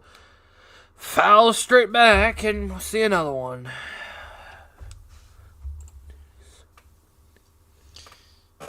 A certain... Oh, God. Yeah, I was talking about this on the podcast. I said it's not really the vibes are changing. It's more just a sigh of relief that they got the win out of the way. The 0-2 slider in the dirt. Doyle stakes second. Of course. Carson Beck to the Cardinals at 65. Oh, I was like... Sid the Sloth is going to Arizona. So, Jeremiah Love and Carson Beck in the backfield. Nice. Love Beck. Nice. So, another 1-2 pitch from Mania. Line foul. Rumfield just continues to waste pitches. But those two. Yep.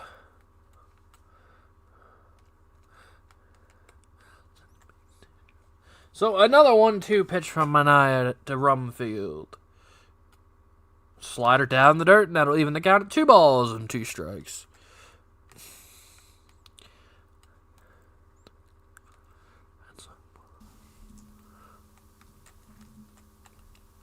Baseball. Even though winning the whole damn division. The 2-2 pitch. Swung on it. Missed. Strike 3. So Mania gets out of it. Strikes out Rumfield. It looks like Arenzen's day is done. So the Mets will have 6 outs to score 3 runs against the Rockies bullpen. That'll be a tough challenge, but going to the bottom of the 8th, it's the Rockies 4 and the Mets 1.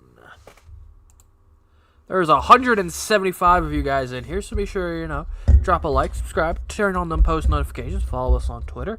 Podcast episode went out today, so watch that after this game. At least watch the rest of this game, and then when you're done, if you want, Carson Yap sessions, watch it after the fact. And then check back on Monday when we're going to talk about this series, hopefully. Mets can come back. I thought I was very efficient today. I popped in for probably combined 7 minutes because I was busy as hell today. Doing what? Doing my job, because some of us have jobs in this world. Oh, you haven't even heard this song yet. Okay, we'll wait for that. Yeah, don't be debuting song. I mean, I do it to Matt all the time, but the chicken, dude. I wish I had. Ibdog. I no longer run the dairy section. I told the dairy section to go kick rocks. Now I just flip couches. Jesus. All right. Oh my God, Doug, relax. Oh my God. Doug, relax. Jesus. So now I just go flip couches and do that kind of stuff, and recliners and all that kind of fun stuff. All right, time for the showstopper. Jesus. It's true. I mean, Jaden Hill comes in. Yep. And Matt, I don't do that till later. So, bottom of the 8th, Jaden Hill with a 1.80 ERA. So that's pretty 11 periods. That's impressive for a Rockies reliever. So, 9-1-2 up for the Mets. So Mauricio leads off. First pitch from Hill. Mauricio fouls one straight back. No balls, a strike.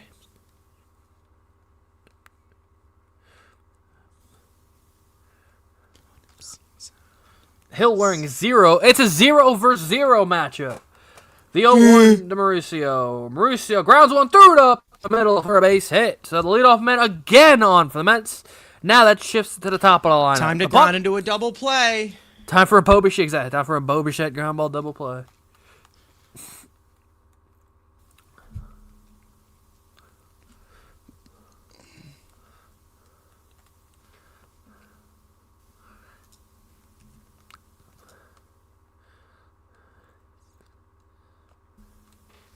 So, that to the top of the line. Bo Bichette 0 for 3 tonight. First pitch to Bo. Fastball down and away. Ball 1.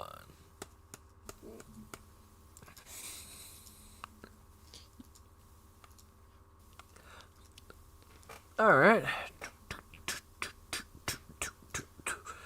The 1-0 pitch to Bichette. Bo pulls one through the hole for a base hit. So the tying run gets to the plate, and it will be Juan Soto with no base open.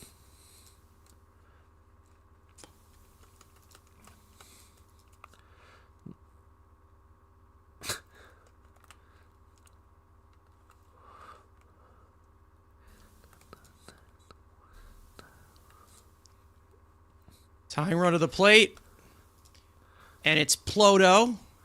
That dude's dancing really weirdly. All right, so Soto up as the tying run with one swing and get us a brand new ball game.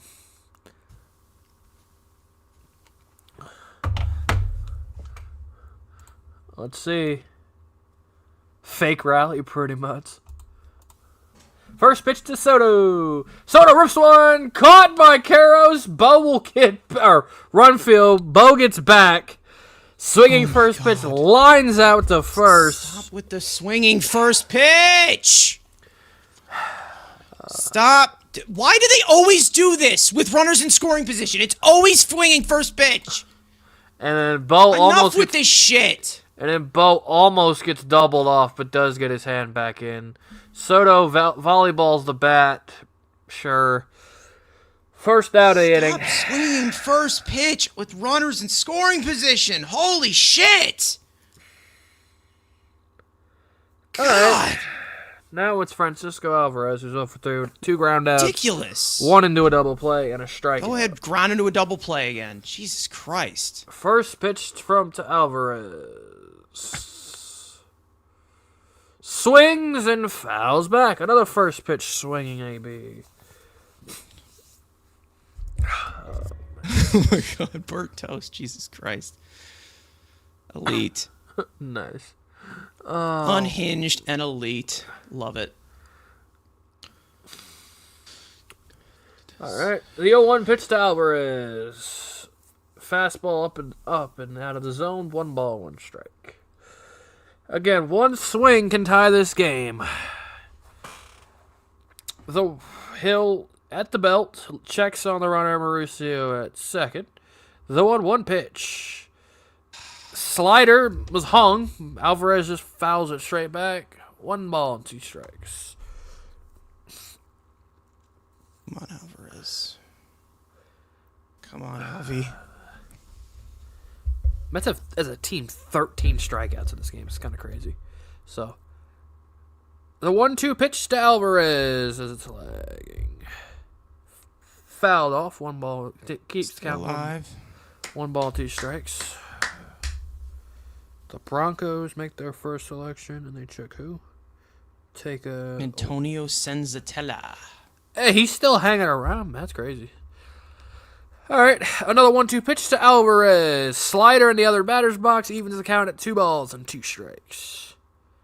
Alvarez is aura farming. He thinks he's got him, so we'll see if that continues. Brooks Raley up for the Mets in the bullpen. So, Hill checks the 2-2 pitch to Alvarez. Pulled in the air. That's going to get down for a base hit. Ronnie around third. Oh, he'll be held up, so it'll be the bases loaded. 1 out. Alvarez with another single, and Brett Beatty comes up with the bases loaded here in the bottom of the 8th. Tying runs are on. Tying run. Oh, yeah, exactly. Beatty. She wanna go viral. Beatty. Please. For the love of all existence.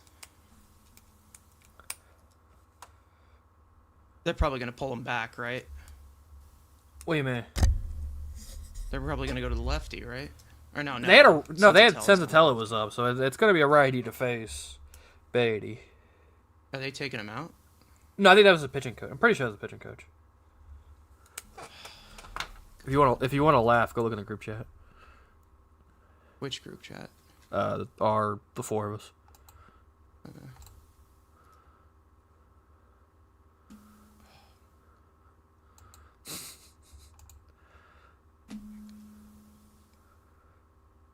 Here's Beatty. All right, so he's already had a double tonight. Please. Already Beatty. had one big homer on this homestand. Kenny came up with another big hit. First pitch to Beatty. Ground ball, base hit in up center field. That should get in one. At least one. Mauricio is in. Is Bichette? Bichette scores. It is a 2-run single from Brett Beatty. It is a 1-run lead here for the Rockies here in the 8th. Slap one past Ezekiel Tovar. A 2 RBI single for Brett Beatty, as of course that stupid flag is in the crowd. Oh God. And you know what? Fucking go! Where the fuck is it? I don't even know. Where the hell is it? Oh. But where the hell is this stupid? What is his stupid song name? She wanna go viral. Oh, it's on yours. Okay. And Brett's hitting a sledgehammer, Sally. All right, so we're hammering things now. Cool. Nolan McLean is fired up. 1-1 ball game. Tying run at second base, and it looks to be it for Hill. They will go bring in the Rockies. Will bring in Anthony Senzatella in the pitch. Fucking go. For once, Beatty clutches up and doesn't stat pad. Klein, finally. About fucking time.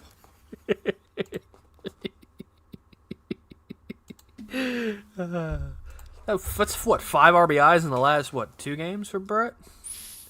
Fucking insane, man.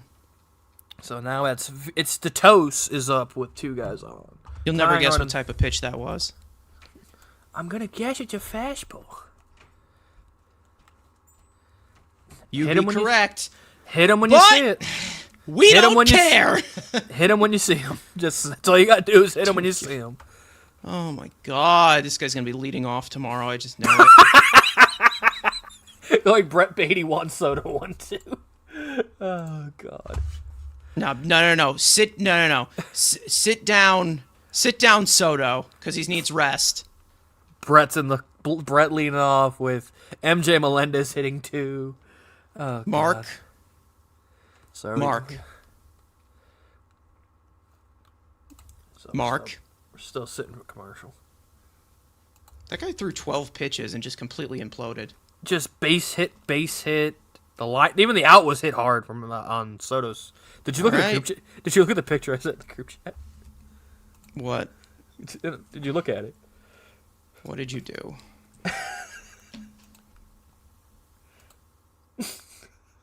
Nice. Why does his tail look like a shred of shit?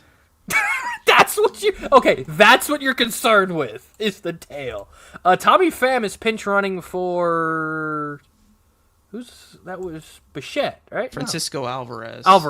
Okay, so Terren's almost like coming to catch. Senzatella, who's had a good actually Tommy Pham's going to catch. Maybe not. So, Vientos steps in. We have a pitch comm issue, as always, because, of course, always a reliever comes in. Oh, I got a bad pitch comm. Why is Tommy Pham pinch running? Because... Is Alvarez really that slow that a 38-year-old Tommy Pham has to run for him? I mean, if we had Tim LaCastro, that'd at least be an upgrade. So Vientos has been good in risk situations, but most of that was done in the San Francisco series. So Mets, the tying run is at second with 1 out here in the 8th. Pinch run for Beatty. I mean, Beatty can at least move. He moves like he's, How about Mark Vientos do what he was supposed to do, and that's just hit the ball out of the damn ballpark so they can just You need jog. an exorcism, maybe. Shut up. You need an exorcism. What did it I mean, they did bring it up. Brett has hit the last 17 ABs, so it's again small shampoo. So okay. Yeah. Besides the point, who gives David shit? Vientos Peterson. hitting. What the sinker swung on a miss. Yeah, now we're gonna get shut down by 90 poop. Exactly. So, Jaden Hill came in, gives up a bunch of hits, and gives up 2 runs, so he's still responsible for the 2 base runners. The 0-1 pitch to Vientos, lined right to Tyler Freeman. Pham is about 50 feet off the bag, and it'll be an inning-ending double play. So the Rockies hold on to a lead going into the 9th. Tell me. Almost happened Tell me how many times that's fucking happened this year. I mean, it happened twice in this inning. Ball almost got picked off and got back, but Vientos hits it hard, but right at the second baseman. So after 8, it's the Rockies 4, the Mets 3, left 2 in the bottom of the 8th. So we're going to need a 9th inning comeback, and it'll be 7, 8, and 9, or 6, 7, and 8 due up. Boy, that's brutal. That is. Hey, he got. It was a good swing, but again, over aggressive with runners in scoring position. Swinging first pitch.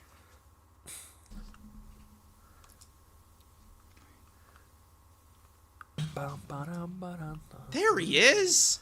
There he is. Hi. What's going on, everybody? Hello. Oh, that sounded very angry. I thought he was about to yell at us. No.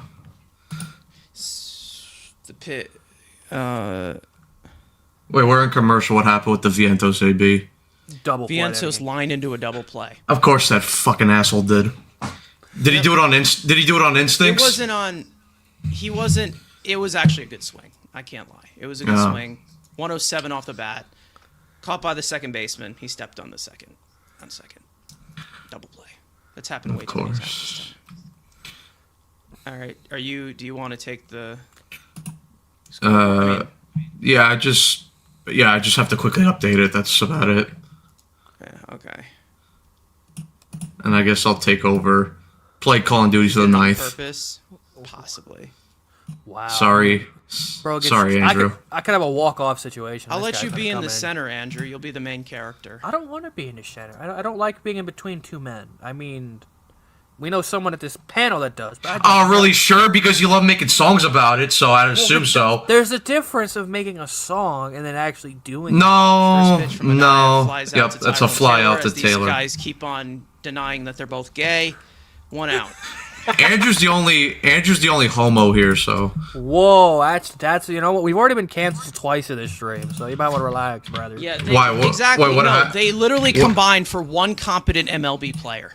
It's true. Wait, what happened that you guys got canceled? Evan, let's say since I didn't. Okay, can we- I'm not gonna Can say we it, but Evan stop said so. pointing it out? Yeah, I mean. All right. Tell me when the stream ends. Okay. When we're I offline. didn't. It flew over my head, but everyone else Okay. said so. It flew over my head, so. Okay. I didn't see it, or at least I didn't hear it. We good though. Feds good, aren't yeah. at my house. We're good. We're good. They didn't come. Did it have something to do with the songs? No. Okay. No. All right. 0-1 pitch here to Johnston. Hits the outside part of the plate. Gets to the ball, no challenge. Okay, sure. Thanks, mate. Hey, look, it's the English muffin guy saying mate. 1-1. Hits the bottom part of the zone with a sweeper. 1-2. Or that might have been a fastball. I don't know. But now he's fucking velos that shit that I just don't know anymore. Pretty much. The 1-2 pitch to Johnston is fouled away. Dude, he's still falling out of deeper into the second round. Damn. Oh, that was the Semyon. I just got fucking under him. Yeah. Yeah. Because I was listening on radio. 1-2, misses low and away with the sweeper. Count now 2-2. Glad we're just letting Manaya out there to dry in a 1-run game. Well, that's called what's it called? Mendozanomics. So 2-2 pitch is fouled away. Dozonomics. Beware of the doze. Dude, he is. Jesus, Gerald McCoy just continues to fall. Dozonomics. It's the dozer. We converted from Chavonomics to Dozonomics now. Nice. The 2-2 pitch is in there for strike 3. Manaya gets Johnson to freeze with that fastball in the outside part of the plate. Second out of the inning. Doug's gotta chill, bro. Doug is on a generational run right now. But Wait, Andrew, did you see my hard-hitting question from earlier? probably not because I was calling the games. I was watching the I other- asked who would win in a fight, Harambe or Hulk Hogan? I mean, that's a fight, right? Both guys have really big arms, so that they're both massive human beings. So Why challenge the was Rockies. this challenged? I don't know. The Rockies, who knows? Okay. Sure. Ride the lightning. Well, it's the top of the ninth anyway. Case. To the coin. Yeah, okay, sure. One more time. He goes, shit, say it. Manaya needed to face Karos, who's 1 for 3 in this game. Sweeper misses upstairs for ball 1.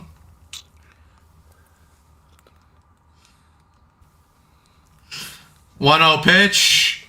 Hits the bottom part of the zone for strike 1.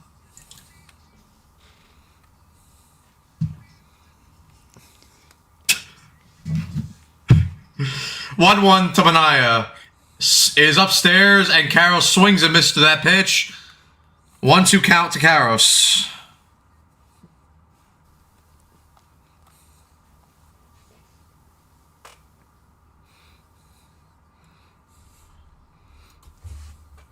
One-two pitch, fouled away into the seats.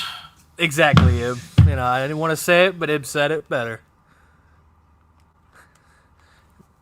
He ain't, Alright,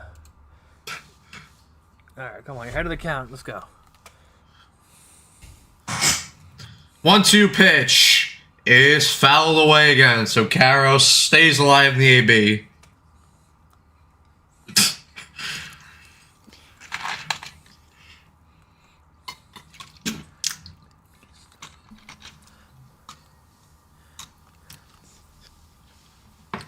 One-two pitch, fouled away again. So Karos making Manaya work here to try to get the final out of the top of the 9th.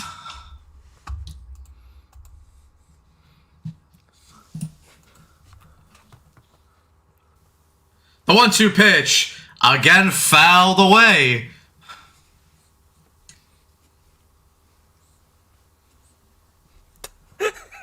Matt is like, what are these morons doing?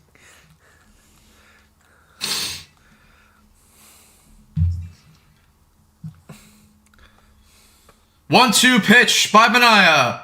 Misses inside with that sweeper. 2-2. Do the Mets have a chance? Unless Manaya farts himself, I don't know. I mean, MJ Melendez better get an AB instead of Rome. 2-2 is foul to the screen. Karos here with a very long AB here. He's really making Manaya work here. Oh my God, Doug! I officially, you're my favorite person after that. Now what he said. Oh yeah. The 2-2 misses up and I in. guess he hit him. No, Karos has worked the count full. Oh God, Ghetto Gronk is the best. Kyle Karos, son of Eric Karos. Former The 3-2 pitch swung on and missed. Manaya gets Karos to swing and miss at that sweeper low in the zone. It was a long AB by Karos, but Manaya finally wins the battle. We head to the top of the 9th. Mets down by 1 as they look to put a rally together. And when there's a rally to put together, you know what that means. Where's the song? I'm gonna play it. I'm gonna play it on stream. You guys want to hear it? Oh, we're gonna, okay. Oh You guys God, wanna hear no. it? Oh, God. no.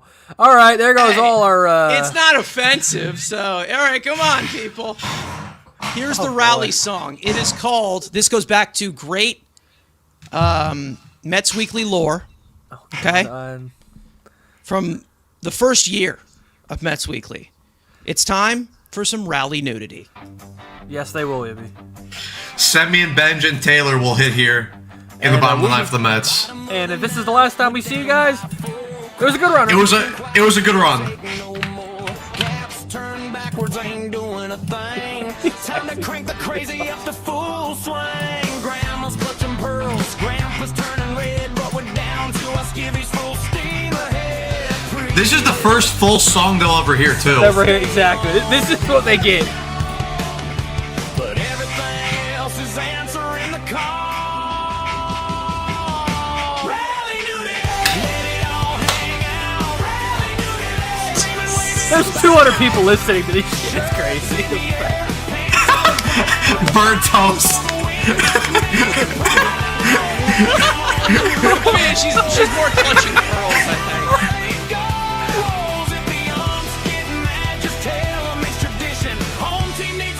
Why? We need a rally. We need a rally. We're down by 1 in the 9th.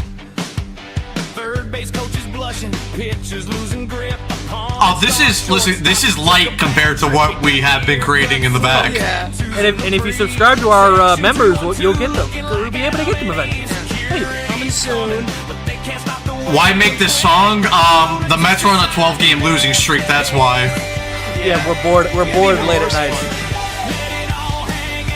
All right, Marcus, lead us off. First pitch to Semien. Misses away by Senzatella. Ball 1.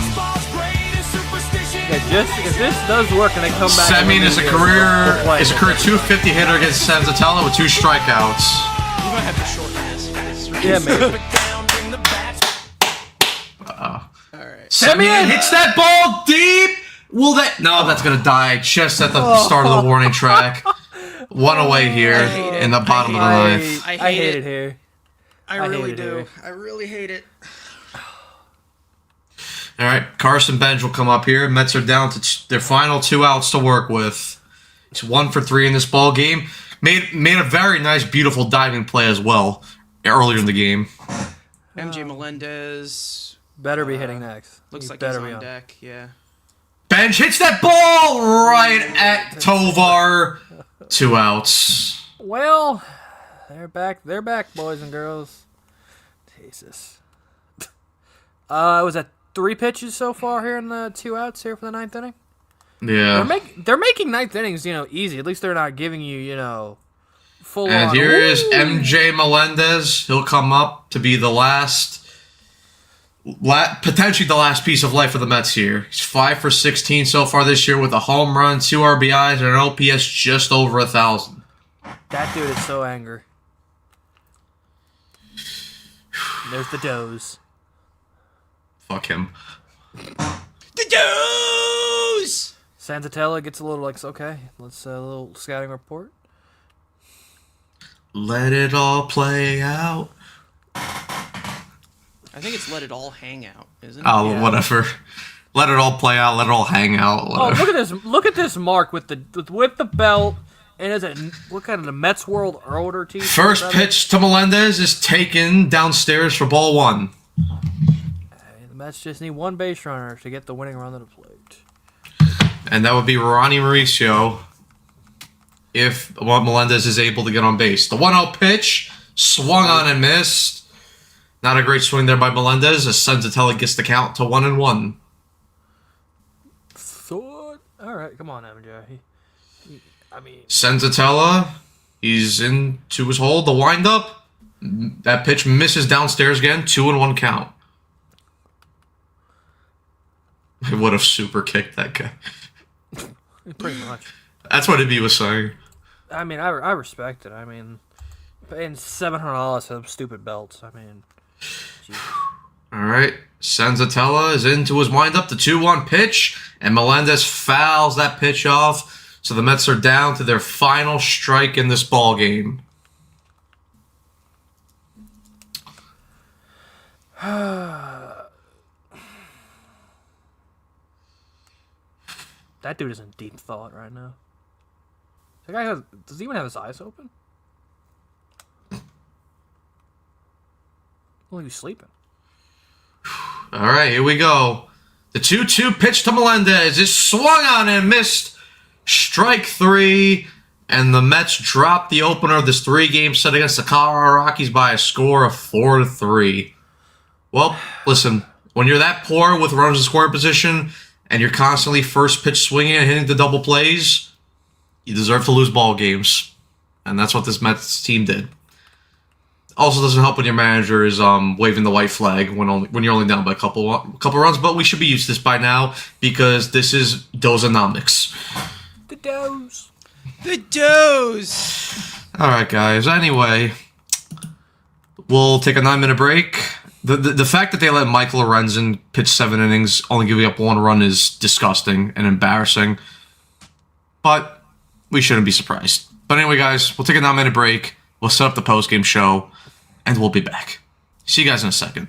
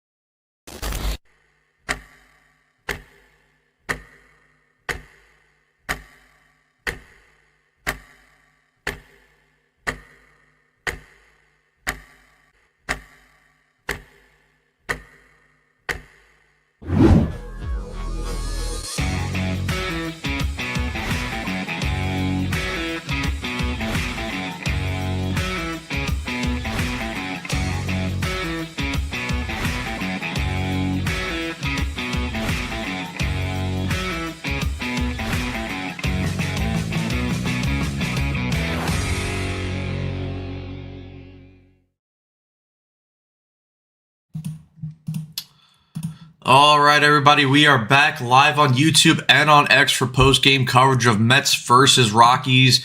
Game 26 of 162, the first game of the 3-game set against the Colorado Rockies. But first and foremost, make sure to subscribe for live episodes of the Mets Weekly Podcast following every single regular season series. If you guys did not check out the last edition of the Mets Weekly Podcast, make sure you guys do. Carson did a really good job on a solo show today, right before the game started, where he broke down the latest series that the Mets played against the Minnesota Twins. Like I said, make sure you guys check that out after you're done viewing this post game if you have not checked it out. For those of you watching on playback and want to join the conversation in the future, make sure to turn on post notifications to not miss when we go live for our next game, which I know tomorrow's game is scheduled for 4:10 tomorrow, I believe, on Saturday. But with the way the weather is looking, it doesn't look like the Mets are going to play a baseball game tomorrow. So it looks like that game's going to end up being postponed. And most likely what's going to happen is the Mets end up playing a doubleheader on Sunday. But again, we'll see what happens. But just looking right now with how the weather is looking for, it looks like the Mets will not play baseball tomorrow. And also make sure to follow Mets Wiki on X, TikTok, follow us individually. The links are all down below in the description as always. But guys, it was fun while it lasted.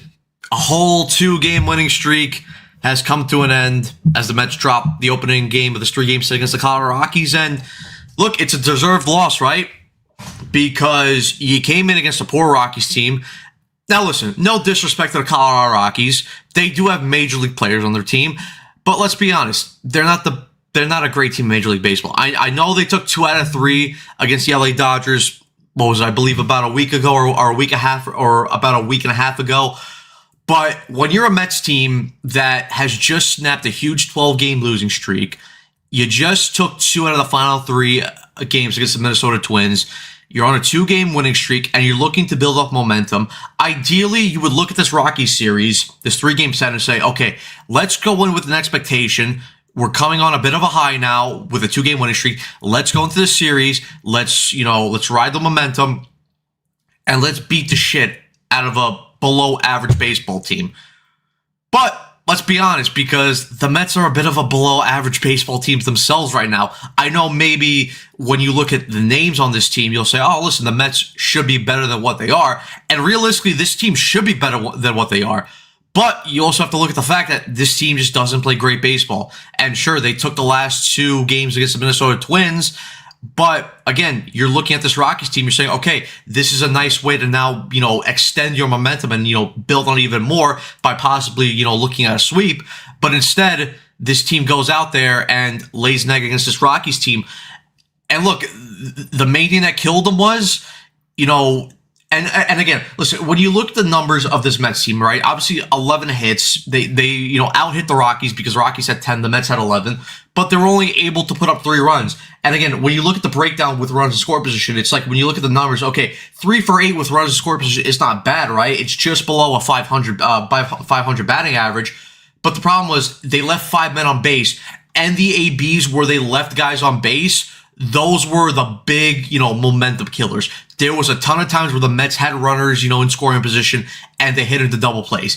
Even the first run that the Mets scored today, where they had runners at first and third with no outs, Marcus Semien comes up, he ends up hitting into a double play. Now, yes, the Mets did end up taking the lead, 1-0 lead in there in that play, but, you kind of, kill your momentum there. Yeah, you do get the run, but all of a sudden now, first and third, with no outs turns into nobody on base, 2 outs, and you do get a run. Like I said, it's nice that you get the run, but if you do get a base hit there, or potentially get a walk, or even a sacrifice fly, you still have men on base there, and you still have a couple more outs to work with. And then, there was a couple of other plays too. There was the play. Let me see if I could get to it. There was the play in the 5th inning. Bench lines out. Taylor singles. Ronnie Mauricio then singles. And Taylor actually with a good base running read there actually gets the third. So again, there's a situation where the Mets have runners at the corners first and third, and then Bo Bichette comes up, and I know he had the big hit last night to give the Mets the lead in the in the 8th inning, but first pitch swinging and he hits into a double play. Again, just rally killing momentum. Then again, the next inning, bottom of the 6th, Soto comes up, hits a leadoff single. Francisco Alvarez, what does he do? Grounds into a double play. Again, kills all your momentum right there. We get to the bottom of the 7th. Again, other than a Mark Vientos leadoff single, Mets go down 1-2-3 after that. And then the bottom of the 8th, which really killed the momentum for the Mets. You get the leadoff single from Ronnie Mauricio. You then get a single from Bo Bichette. Soto lines out again, first pitch swinging, which I know Carson's talked about it. I've talked about it. Evan's talked about it. Andrew's talked about it on here. We dislike first pitch swinging with guys on base because if you don't get it right and you don't get the base hit and you don't execute, it could easily kill the momentum.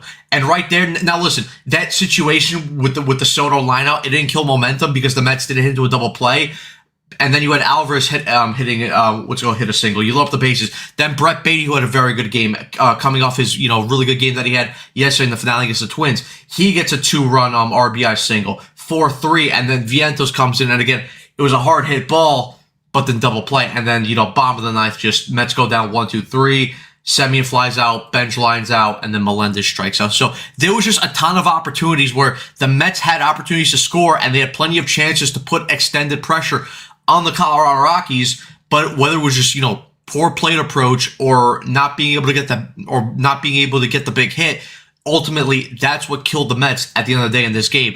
And then also, when you look at the pitching side, listen, it's hard to kill the pitching today when the offense only gets 3 runs and 11 hits against this Rockies team. And like I said, at the end of the game, the fact that this Mets offense allowed Michael Lorenzen, who had like a 7 ERA going through this game, the fact that they let him go 7 innings pitched and only give up one run, that's embarrassing.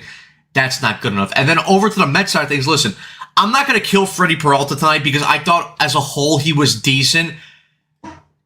But the thing with Peralta and the thing that I haven't liked with him so far, he hasn't had an outing per se where he's been terrible. It's just he hasn't necessarily put an outing together. Well, apart from the one A's start, but other than that one start, there hasn't been like a start where he's been like perfect or whatsoever, or he's been like really, really good. Like Freddie Peralta, for the most part, he's gotten results. But when you look at how he's gotten out of these games or gotten through these games, they're not the prettiest ways of pitching, because there has been a lot of, ways throughout this game where Peralta was dancing around, base runners. I mean, you go to, which the first innings for Peralta were pretty good because he gets the first 2 out in the first inning. He then walks run field, but then he gets Tyler Freeman to hit into a 4, so that's fine. The top of the second inning, he gets the first 2 outs on Johnson and Karros, gives up the single to Tovar, but then gets Jake McCarthy to strike out. And then the top of the third, quick 1-2-3 inning for Peralta. So for there, I don't have a problem with it. But then we get to the top of the 4th, right? You got 2 straight singles to start off the inning for the Rockies there by Rumfield and Tyler Freeman. You then get a fantastic diving play by Carson Bench to save a couple runs there. He gets Troy Johnson to line out there, and then gets Karras to pop out and gets a strikeout on Tovar. So he works around the jam there. And then we go to the top of the 5th. You get a bunt ground out to start against Jake McCarthy. Then back-to-back singles against Doyle and Mickey Moniak. Then he walks Hunter Goodman. And then again, bases loaded, 1 out. And then, he gets the ground out of run field. But the fact that, Peralta allowed the Rockies to load up the bases, a ground out right there, allowed a run to come across there. So the Rockies tied up the game. And then he gets Freeman to strike out. And then again, we go to the top of the 6th, gets the first out with the ground out on Troy Johnston, but then walk to Karros, single to Tovar, double by McCarthy, gives the Rockies the lead, strikes out Brandon Doyle, but then, it forces then Sean Manaea to come in, and Peralta's unable to, complete a full 6 innings. So again, I'm not going to give full blame on Peralta. I thought he was decent for the most part. But again, you want to see him complete the full 6 innings, and you just want to see Peralta have a bit of a cleaner outing, because there's way too many times where Peralta has these long outings, or these long innings per se, where he has to work around base running, or where he has to work around base runners. His pitch count gets driven up a lot. Sometimes he'll have a 25 pitch or 25 pitch inning, sometimes maybe a 30 pitch inning. So you just want to see a bit better from Freddie Peralta there. And then the other part was you got freaking Carlos Mendoza again waving the white flag and forcing Sean Manaea to freaking go out and wear it, even though you're in a 1-run game. Because listen, credit to Manaea, he gets the final out of that inning, but then he comes out for the top of the 7th, single to Goodman.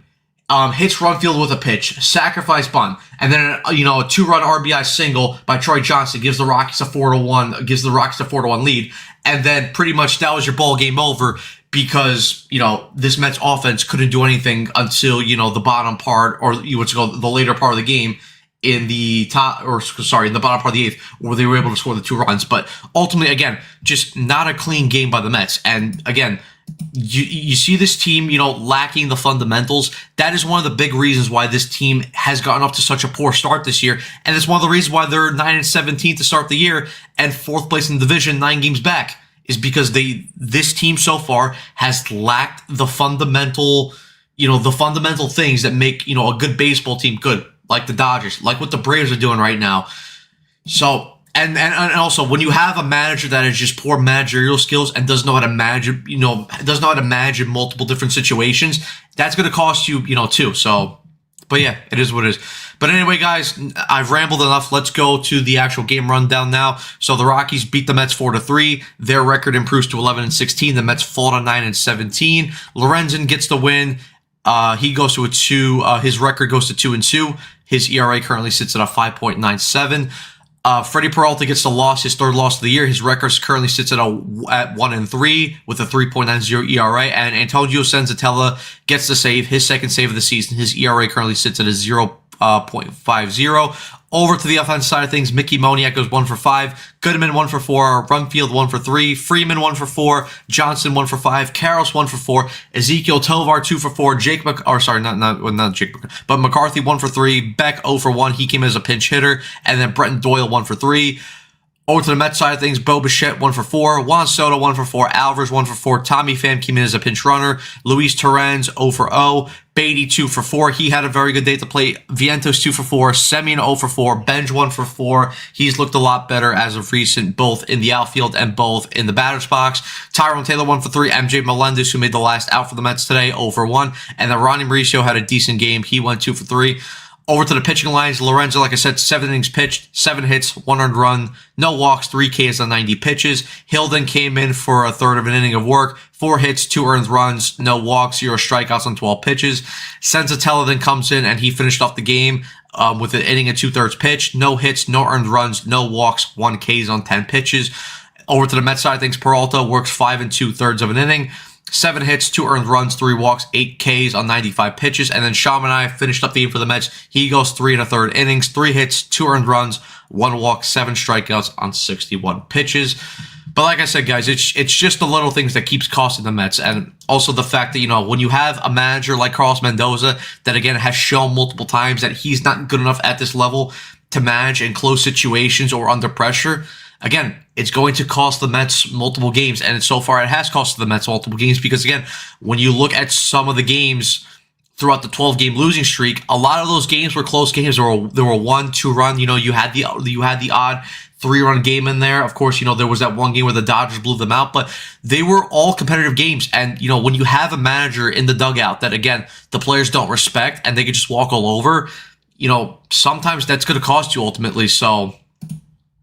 Listen, but listen, it is what it is. Guys, I'm going to drop also the, the link in the comments section. So I'm going to go through the comments as well, but any of you guys, if you do want to call in, you guys are welcome to. Just, again, make sure you guys keep it respectful.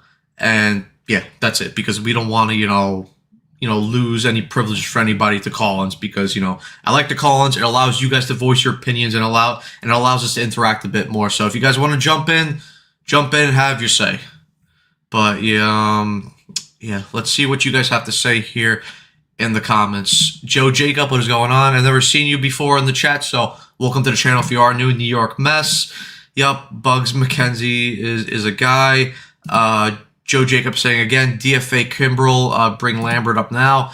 I think Lambert will eventually come up. I just think they want to season him a bit more in the minor leagues before they get him up here. But certainly, Lambert is a guy that the Mets do need up here, because there's way too many guys in this bullpen that are either long men just to kill off the game and to eat innings, or they're unreliable short-term guys like Craig Kimbrel. So the Mets definitely do need to bring up a couple guys or trade for a couple guys that will be sufficient enough in those, being able to pitch in close games, so you don't have to overwork guys like Brazaban, Luke Weaver, Brooks Raley, also AJ Minter, hopefully when he comes back, again, when Minter does come back, that's going to be a huge upgrade to the bullpen because you'll actually have a second competent lefty to back up Brooks Raley, so you don't have to run into the ground. How do we feel about Vientos?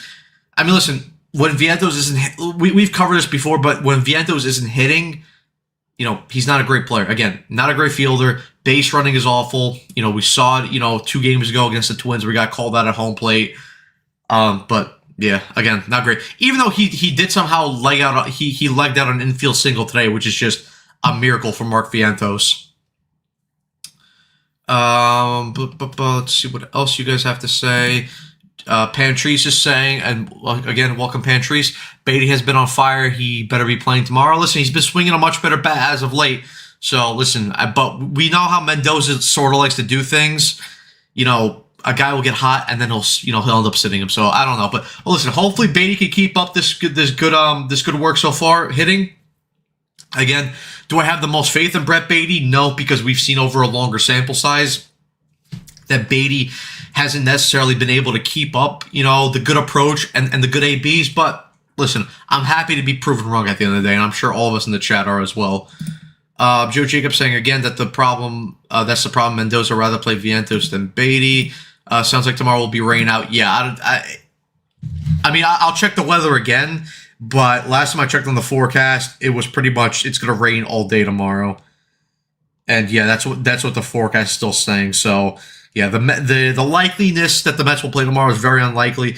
But what probably will happen is the game will be rained out, and then we'll have a doubleheader on Sunday. So you guys will get 2 watch-along streams on Sunday. So that should be fun for all of us here.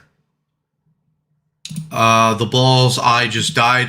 I mean, yeah, there was a couple hard hit balls that the Mets did have in this game, and they did die at the wall. But listen, that's still not an excuse. You still need to come through when you have guys on base. So, but they just have to do better. Pantry saying, "Yep, agreed, Matt. Team lacks fundamentals for sure, and doesn't help the manager. Does not hold people accountable. Lindor's error. Vientos ignoring signs. 100%." And Pantry saying, "Nothing much to say this time. Lol, this loss sucks, but it happens. Need to take the other 2 games. If we lose the series, yeah, then I'll be pissed again." Yeah, listen, the Mets have to come back, and they need to win the next 2. They have to win this series. I wanted a sweep going into the series, but, now that's not going to happen. Ooh, and for any hockey fans in here, Lane Hudson scoring overtime, so the, the Canadians win Game 3, so they're up 2-1 in that series. So, good for the Canadians, I guess. And thank God the Jets had a good draft. Yeah, I have been hearing, through Twitter that the Jets have been having a pretty good draft. Will that actually translate to winning football games? Who the fuck knows? Because at the end of the day, it's the New York Jets, and the Jets always find ways to lose ball games, sort of like the New York Mets. But I guess we'll find out. But yeah, guys. Let me just see who's lined up to pitch these next 2 games. And, they'll probably also call up another arm for the bullpen if there is a doubleheader on Sunday. They'll probably recall up Austin Warren because they just sent him down. So it's supposed to be Senga tomorrow against former vet Jose Quintana. So that should be a pretty good game. Again, that's probably be pushed back to Sunday. So Senga's going to have another extra day of rest. So he better not fucking bitch and complain about needing another day of rest because he's going to get it. And then Noel McLean is slated to pitch the finale. And then the Rockies haven't announced the starter for that 3rd game. So we'll see either if it's Senga or McLean starting that first game. I would pitch McLean in that first game personally just to, give the Mets a better chance at winning this ball game. I would not risk Senga pitching that first game, and then you end up getting up to a bad start, and then you're burning freaking relievers in that first game. So I would pitch McLean personally in that first game. Give yourself a better chance to win, or at least give yourself a better chance to tie up the series, and then set yourself up for a series win for that second game during Sunday. But we all know how Carlos Mendoza does things. I know I called it, Dozanomics at the end of the stream. It should be called Mendynomics. I think that sounds a bit better. We all know how Mendynomics works, so probably Mendoza will do some dumb shit, and the Mets will probably end up dropping the series as a whole because that's just how the season has gone so far. But who knows? But we did have over 200 of you guys watching so far. So as always, guys, thank you guys for your support. You guys are amazing. As always, make sure you guys hit the like button, subscribe as well, and make sure you guys share share the live stream as well. Hit the notification bell as well to let you guys know anytime we go live or upload new videos here on Mets Weekly. But anyway, guys, thank you guys so much for tuning in for today's watch on post-game coverage. Make sure to subscribe for live episodes of the Mets Wiki podcast following every single regular season series. Like I said before, if you guys did not check out the last edition of the Mets Wiki podcast, Carson did a very good job. Did a solo podcast today before the first game of this series where he broke down the Twins series and the Mets winning that series over the Twins. So make sure you guys check that out after this watch along if you guys have not. For those of you also watching on playback and want to join the conversation in the future, make sure to turn on post notifications to not miss when we go live for the next game, which will probably be on Sunday for the first game of a doubleheader. Again, I don't know what time they're gonna make the doubleheader, but we'll find out. But also, you know, just watch out for, you know, when we end up posting the links and stuff, so you guys will be informed there. Also, make sure to follow Mets Weekly on X, TikTok, follow us individually. The links are all down below in the description. But anyway, guys, let's go Mets, and we'll see you next time. Peace out.